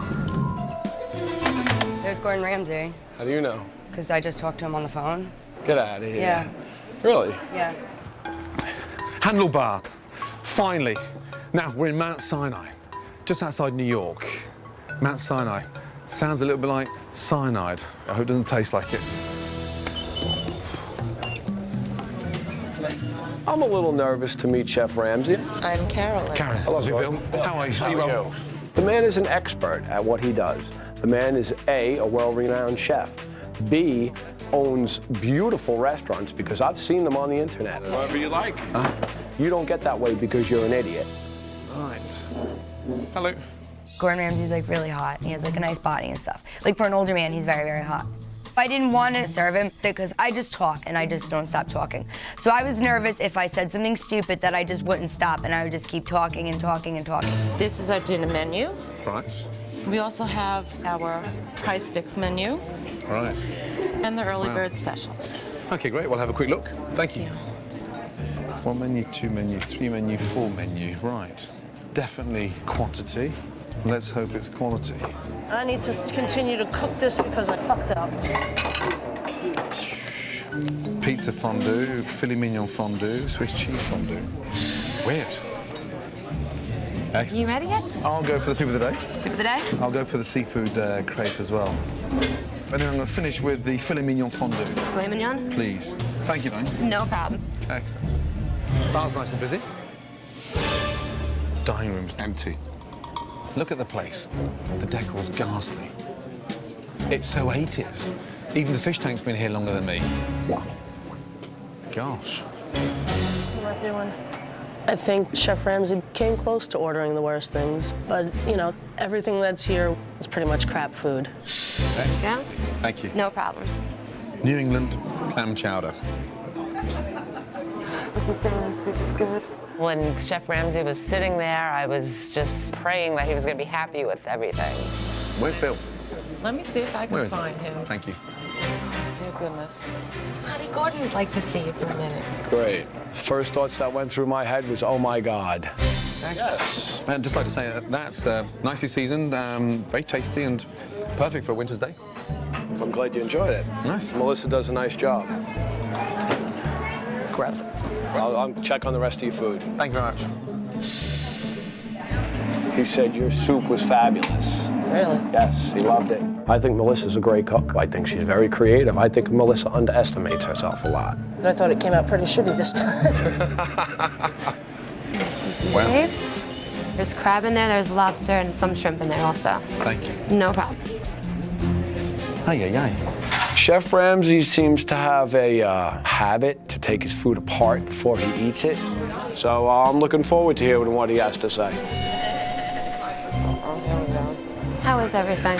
Rubbery. The scallops are firm. Uh-oh. The prawns are way overcooked. Oh, God. And the crab meat, it's plastic. It's imitation crab meat. Yeah. If you told me it was imitation crab meat, I wouldn't have ordered it. Oh, God, help me. Well, that was a disaster. Seafood crepe. Yeah, that's seafood crap. This is the worst of it, I'm sure. Oh dear. I'm waiting on my beef fondue, filet mignon fondue, which is raw. So why am I waiting so long? There's the steak, and this is the oil. Thank you. No problem. Nothing like waiting to cook your own meat, is there? Right, put that in. Time for a little prayer.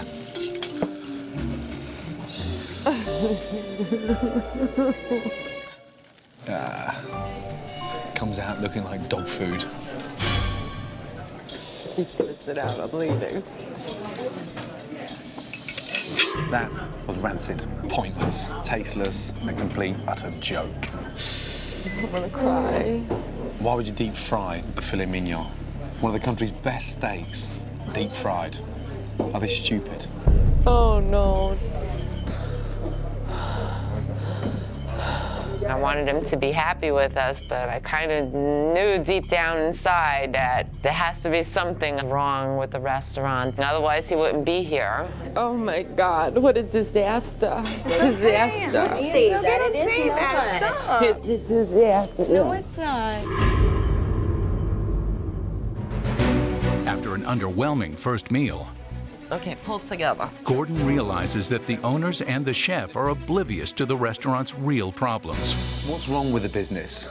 It's this room as you see it, and we can't fill 18 tables on a Friday night. That's the problem. No, the problem here is the food. The food's bad, Bill. I never really had complaints about the food, so that was never really an area of concern to me. When the fondue arrived, I mean, that's just a joke. I don't enjoy the fondue either. But you're the chef, aren't you? You're the one that's, you're running it as the head chef, right? That's the intent. So change it. I don't know what to do about it. Have you lost your passion? I never had a passion to begin with. I don't want to be a chef. I was really shocked that that's the way she felt. So you're not a chef? No. I had applications for the job here as a chef. When she approached me and said, would you give me the opportunity? I mean, you don't ask for that opportunity if you don't care what you're doing. Why did you take the job, Melissa, if you're not a chef? The other guy was going out, that was here. Okay, I didn't think our situation was as bad as I'm finding out minute by minute. Coming up. Oh, my God almighty. Gordon's shocking kitchen investigation This place hasn't been cleaned in years. That's disgusting. leads to a wild showdown between Billy and Gordon. I wouldn't talk to my dog the way you talk to me. Go fuck yourself. With the future of the Handlebar on the line, I don't know what to do. It's a mess. will Billy be able to put his pride aside and accept Gordon's help? I'm done.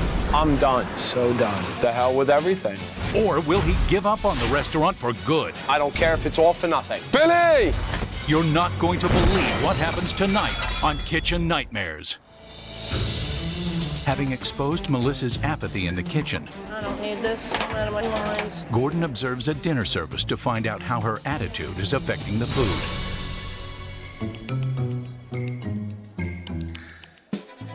I know he's here to help, but it's still very nerve-wracking having someone of his stature standing there staring at you. What are they do? And mushrooms. Is that how that goes out like that? Yes. Holy crap. Stuffed mushrooms. Gosh, those mushrooms look sadder than the customer. Gordon said they're very sad mushrooms. Why? When, just now? Actually, that's a recipe of my own. I made it myself. I was very disappointed that it wasn't presented to him the right way. People eat that shit? For you? What's my choice? Potato, rice, vegetables? Baked potato, mashed potato, french fries, rice, double veggie. We use half instant, half with fresh potatoes. Why do they mix the powdered mashed potatoes with fresh mashed potatoes? That's a way of reusing the baked potatoes. So you don't even actually make fresh mashed potatoes? No. No. Do you want mashed potato, baked potato, french fries, rice, or vegetables? Okay. That's burnt. A little more done than usual, but other than that, yeah. Just an hour into dinner service and the restaurant has run out of basic vegetables. We ran out of broccoli cauliflower? Yeah. And replaced them with an unusual substitute. Radishes. Radishes? Yes. Wow, I've never heard of that before. How are your radishes? Honestly, Gordon? Of course. Not something I would, expect with You want some veg, right? Yeah, you know. Is there anything to keep him happy? Have we checked with Melissa? I wouldn't eat the radishes either. So customers are complaining about no vegetables. Any broccoli, vegetable, carrots or cabbage? Veg. Ah, veg. Oh, stop. What is it? They're stalks. Yeah, that's a frozen bag. That's why it's crap. Even though Melissa is managing to keep up with the orders, the customers are still not satisfied. I don't like it at all. This is uneatable. It's not real crab. And Gordon needs Billy to finally understand that the food is Handlebar's biggest problem. Billy, customers are complaining about the food. You can't walk around oblivious to the fact that you think this is good. Yeah, but it's not bad in everybody's opinion. You can't take care of everybody's taste buds. Something that some people like, other people aren't going to like that at all. No one's got any control. And basics here that have just gone completely fucking wrong. If you accept it, everybody else has accepted it. And truthfully, you've accepted it. Oh, absolutely not. I was kind of really disappointed. I knew we needed help. I didn't think we were that bad. I was quite skeptical about his intentions. Whatever. Really starting to dislike him. After witnessing last night's pathetic dinner service, Gordon comes in early for a kitchen inspection. What a mess. Nothing labelled, portions taken out. That's dreadful. Broccoli. Last night we ran out of vegetables. God, the chef can't be bothered to cook fresh broccoli. The reminiscence of Exxon Valdez. Oh my God. When was the last time the back of the fridge was clean? And you look at it, what is that in there? Oh my God almighty. That there was a clam. Oh, what a mess. The state of the fridge, Melissa, you got 2 minutes? has only confirmed Gordon's belief that the restaurant lacks true passion and leadership. So, you're in charge of the kitchen and the general hygiene, yeah? Supposed to be, yes. Why is it in a mess? It's 100 times cleaner than it was 6 months ago. Sure it was. Okay. When was the last time you had a little wipe down there or in here? Just even... That I've never done. My God. Unbelievable. Oh, this is embarrassing. That she usually does clean that. Right, okay. I'm glad you're starting to make excuses for it. Yep. If you thought this was bad, have a look at this. Chef Ramsay seemed to feel that I was making excuses for everything and really had no idea of the past practices that had gone on here.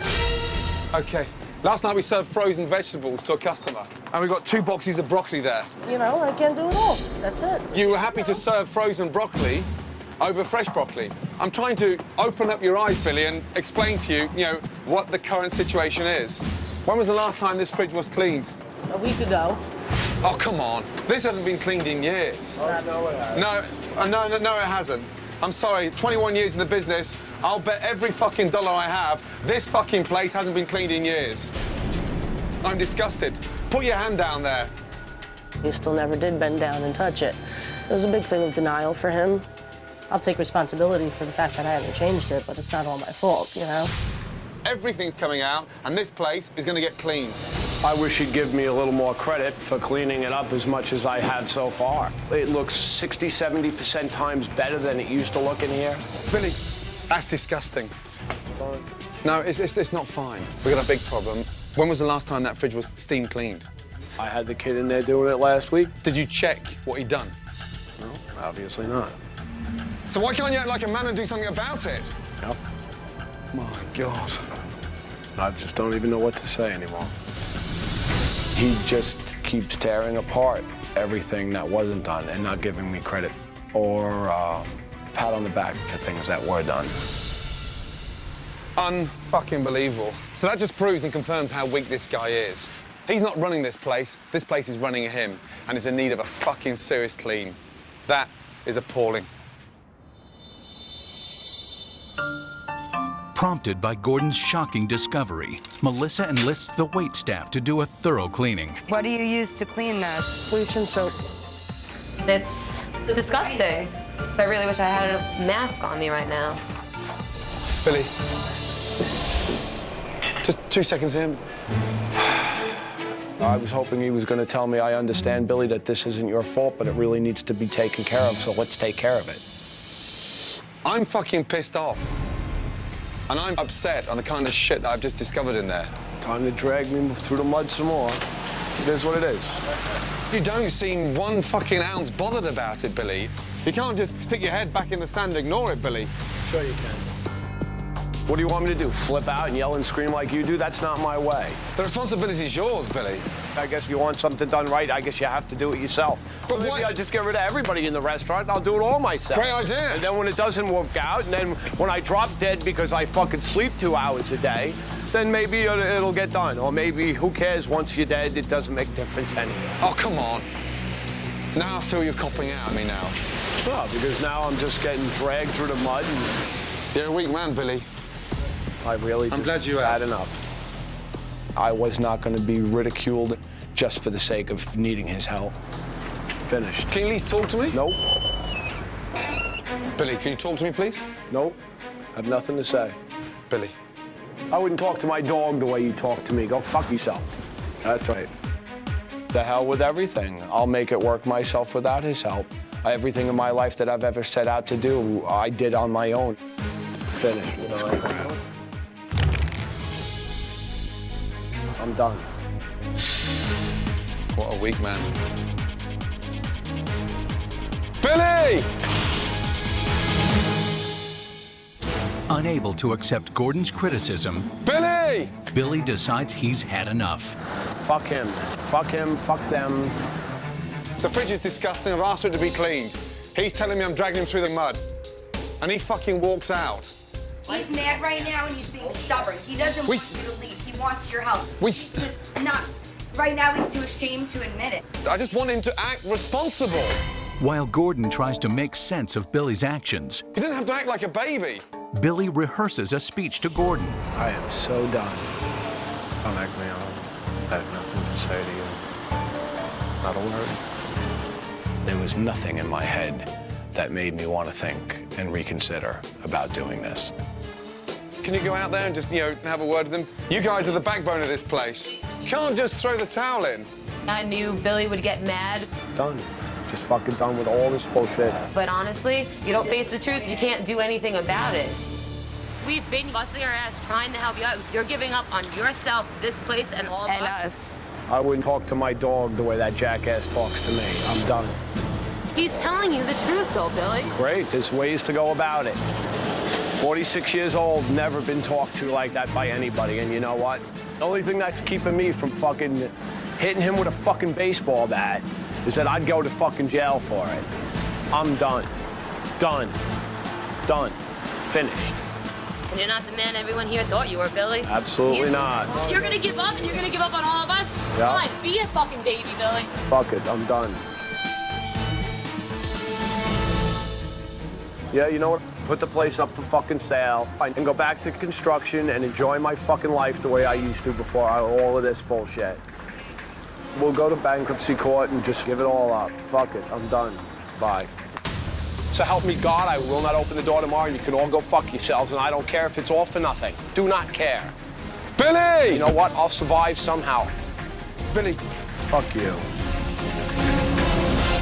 Unbelievable.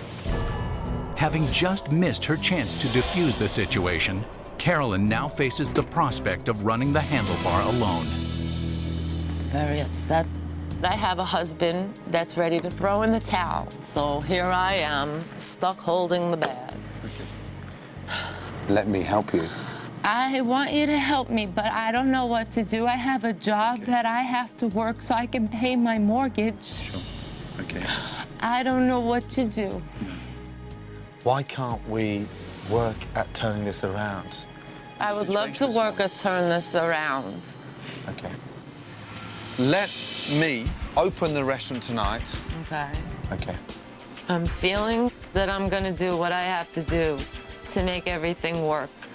Because I'm not walking out now and I'm not flushing the last 17 years of my life down the bowl. To further inspire Carolyn to move forward with the plan, Gordon shows her the dedication of her staff. What a difference.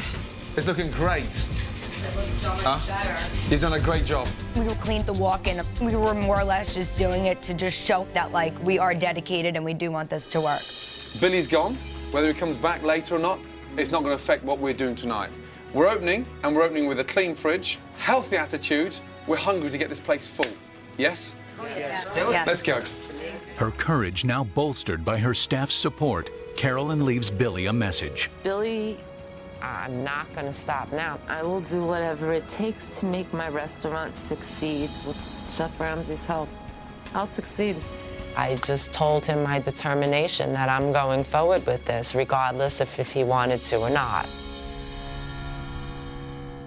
The restaurant is about to open for dinner, but to get the Handlebar moving in the right direction, Gordon makes some quick additions to the menu. Melissa, let's do a special tonight. Some fried clams with a homemade tartar sauce. Ipswich clams. Chef Ramsay, he's one of the best chefs in the world, you know, standing right next to me, and it was very surreal. Generously season them with the flour. Straight in, into the fire, and then again, a nice little season there. Okay. Yeah. The minute the customer arrives at the table, they sit down, and we need to give them fresh, hand-cut, homemade potato chips. A warm welcome. No, those are good. This place is more laid back, so I think the chips are a good idea. It's different. Nice. Hi, good evening. Do you have a reservation?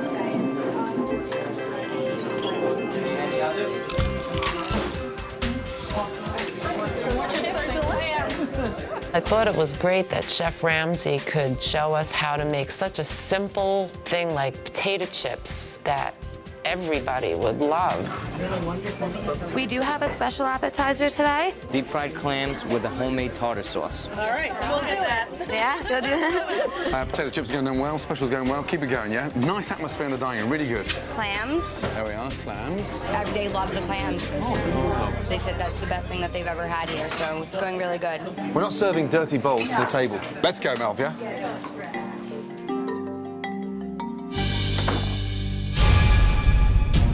I didn't think he was going to come back. I was really, really surprised that he came back so quickly. I am angry about things that transpired earlier in the day, still.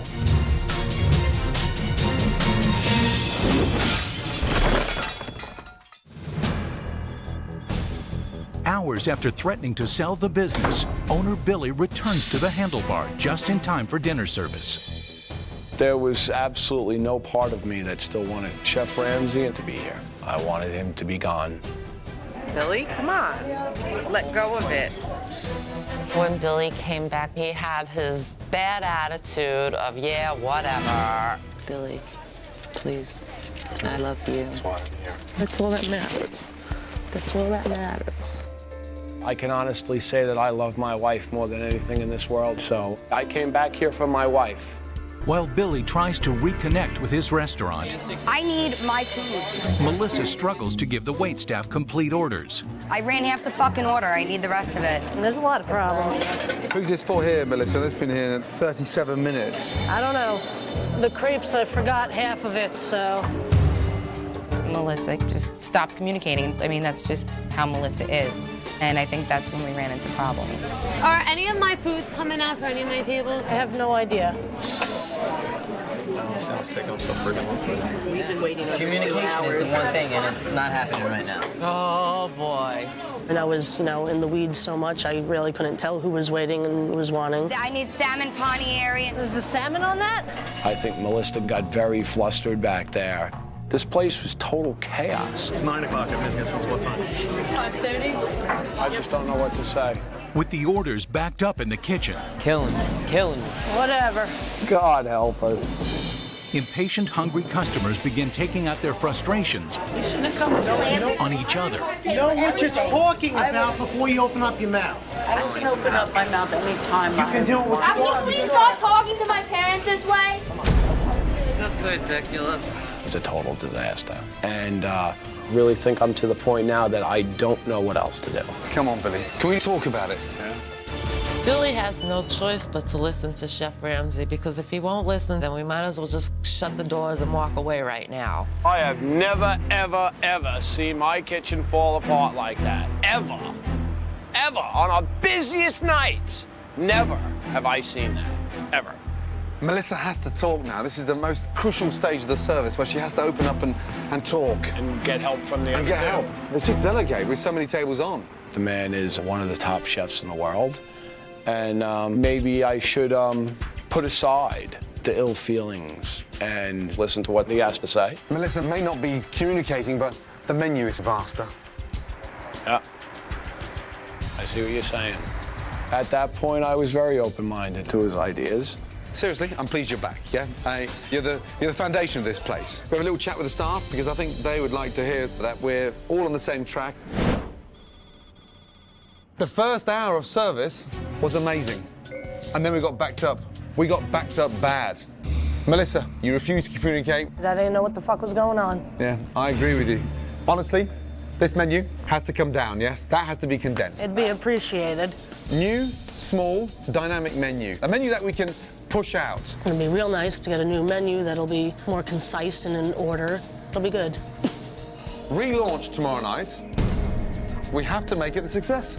Get some sleep, yes? In preparation for the relaunch, Gordon's team worked through the night updating Handlebar's tired, dated look. Ready? Let's have a look at the new Handlebar. Let's go. Up. Yeah. Here we go. Oh, wow. Oh, wow. This is awesome. Oh, my God, it's gorgeous. This place looks awesome. It's fresh. It's new. Billy, it's warm. There's nothing that's antiquated. Oh, my God. Wow. Oh, it's awesome. Feeling wow. Wow is all I can say. Wow. Wow. Wow. Yeah, wow. What about the lamps? No more gloves! No more gloves. No more gloves. We are no longer stuck in the 80s. Look at it. Warm, bright, vibrant, happy. Yes, Good. Thank you. Everything is awesome. It's incredible. I'm totally blown away. Billy, you have Long Island's first ever gastropub. Gastropub, what the fuck is a gastropub? What's a gastropub? Good question, gastropub. Good question. I've never heard of a gastropub, but if we're the first on Long Island, that is so incredibly awesome. A gastropub is warm, open all hours, come and relax and enjoy, with no intimidation. We cater for everybody. It's perfect for the neighborhood. There are 25 gastropubs in Manhattan, and they are doing a phenomenal amount of business. A pub with an emphasis on fine food at reasonable prices. That kind of hit home. It was exactly the type of place that my wife and myself were looking to turn it into. Knowing Billy and Carolyn's love for motorcycle riding, let's go. Ready to make some noise, yes? Gordon has organized Handlebar's first annual motorcycle rally to help spread the word about the relaunch. Ecstatic? Ecstatic. Yes. But what Billy and Carolyn don't know is Gordon has reached out to another bike enthusiast and rock and roll legend. Twisted Sister's very own Dee Snider. Hey! Good to see you, Al. Thank you so much for coming. Carol. Hi, how are you, Carol? Bill, Good Dee. How you doing? Twisted Sister. I never would have imagined here I would get on my bike and ride with Chef Ramsay and Dee Snider. I was like, oh my God, how cool is that? Billy, are you ready? Yes, we are. It was phenomenal that Gordon Ramsay got him to come here and help us kick off the new start of the restaurant.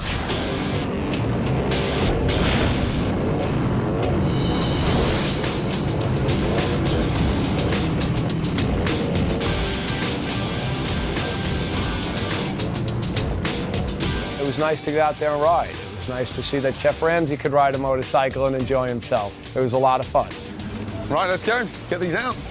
The grand reopening of Handlebar tonight. Come down to the Handlebar's reopening tonight. Grand reopening, come on down. Come on down. I'm smiling because I feel that the handlebar is pointed in the right direction now. We have some place to go and some place to look forward to. Now that the word had spread, Gordon gets back to the crucial task of introducing the new gastropub menu. That's the menu in front of it. Look at it. There is nothing complicated on there. Whether it's the steak, mussels, the salmon, the sausage, everything is so simply done. The new menu, I think, is phenomenal. He consolidated it down to a lot of the comfort food type favorites, just served in a different light. Melissa, this is the night that we make the statement. And when we start getting in the weeds, you have to come out yourself and open up. Yes, sir. Chef Ramsay put his effort into this to change us, so I'm going to try not to let him down. We're going to start confirming the first ever gastropub in Long Island. After the bomb last night, I'm sweating. I'm nervous to see how my kitchen pulls it together. Make it work. Coming up, it's relaunch night. Welcome, welcome, welcome. And there's a lot of questions still to be answered. Will Melissa be able to handle the pressure? The salmon looks black underneath. I'm going to hang myself. Will Billy lose hope? This isn't cooked. Falling apart. And will the Handlebar finally have a successful evening? I'm sorry, but I'm not serving shit like that. Or will it go up in flames? That's it. Find out next on Kitchen Nightmares.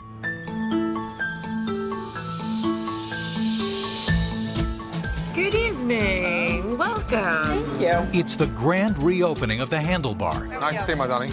Welcome, welcome, welcome. And Chef Ramsay's motorcycle rally has clearly spread the word about the relaunch. Enjoy your meal. Thank you. Let's go, let's go, let's go. With Billy appearing to embrace Chef Ramsay's changes. Everything's homemade.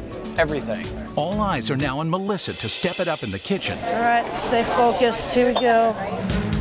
Everybody's excited to come in and see how it looks now and see what's going on with the menu and everything else. Can I have the portobello mushroom melt? Grilled chicken sandwich. Salmon good? You all will be pleased with the food tonight. Thank you. Melissa, I need the shrimp cocktail, and then the salads, and then the entrees. All right? Melissa? Melissa, listen to me. I want this communication ramped up tonight. You need to connect. The minute you stop talking, we're fucked. Okay. I think Melissa needs to be more assertive and keep everybody under control. Let's go. Too quiet for me. As the restaurant fills up Thank you. and customers embrace the new gastropub menu, Cooked perfect. This is good. Gordon takes a moment to make a special announcement. Ladies and gentlemen, please welcome a local legend. Twisted Sisters, yes, Dee Snider. Woohoo! Dee, give it up. Hey! Hey! Dee. And Dee came in through the door on that bike. It was just amazing. Everybody was clapping and cheering and having a great time. How cool is this, huh? All right, here's the deal. In honor of the grand reopening of Handlebar Restaurant, we're going to be auctioning this bike off. So if you want to bid on this beautiful Harley-Davidson Sportster, you can go to Handlebar Restaurant website and put a bid in there, and all the proceeds will go to the March of Dimes. Ladies and gentlemen, Dee Snider. With Dee Snider's family and friends now seated I'm going with a portobello mushroom melt. in the first fully packed house in over a year, 12-ounce steak. Fish and chips, please. House salad. House salad? Yeah. Sure. Thank you. the kitchen is about to be tested. The salmon looks black underneath, Melissa. I don't think it's burnt, honestly. Pass me the spatula. I think it's okay. No way, madam. Yeah? I got you. But I'm not serving charcoal shit like that. No. Fucking disgusting.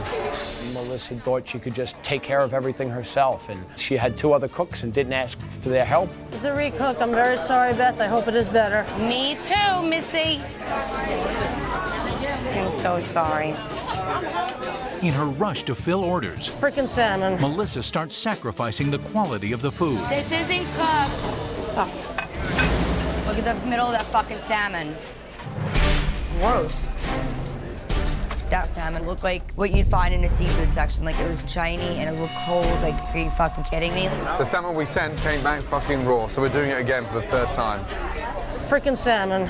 Let's do this. I think Melissa got very flustered back there. Falling apart. Why are we falling apart? Do we have any other salmon elsewhere? Where is my salmon? Where's the freaking salmon? Billy, if it's burnt or it's raw again, I'm gonna shove it down somebody's throat. Everything just kept compounding and compounding to the point where it was a total disaster. You gotta be kidding me. I'm gonna hang myself. I burnt the shit out of this.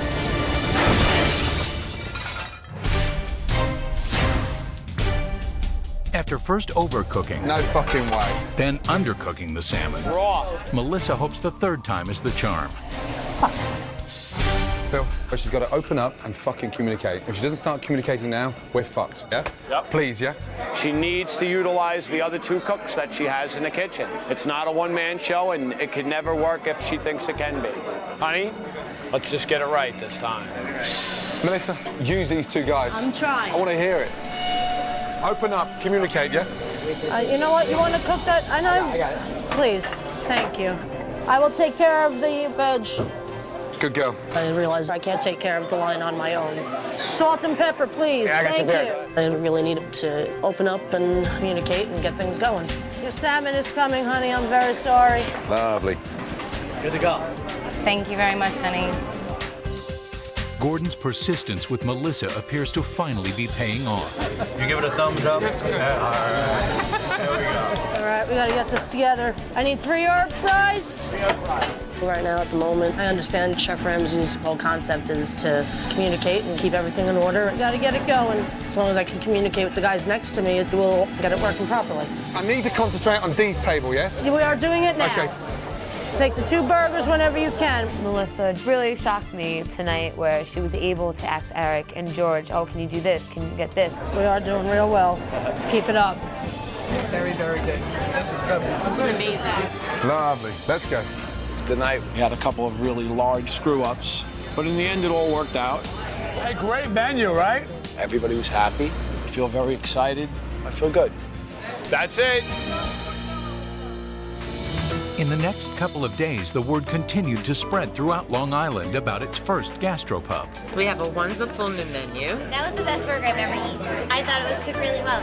Reinvigorated by the new direction and updated menu, Melissa has found her passion again. 1 small Caesar, 1 small Hal. Chef Ramsay being here has definitely brought new life into my job. Chicken sandwiches up and out, burgers up and out. I do have more passion about it. I want to make sure everything is good. I'm surprised at myself now. Even the waitstaff has taken it upon themselves to maintain the cleanliness of the restaurant. We're gonna make a list of what needs to be cleaned every night because we want to keep it clean and we want to make it look like presentable. And Billy, with renewed hope and determination, is moving forward. Something to enjoy while they're waiting to take your order. Inspiring everyone to make the Handlebar a success. Well done. This place is going to be a success, I tell you. Great location, great food, great gastropub. My wife and myself are very appreciative of what he did. Seemed like there was a black cloud hanging over the handlebar.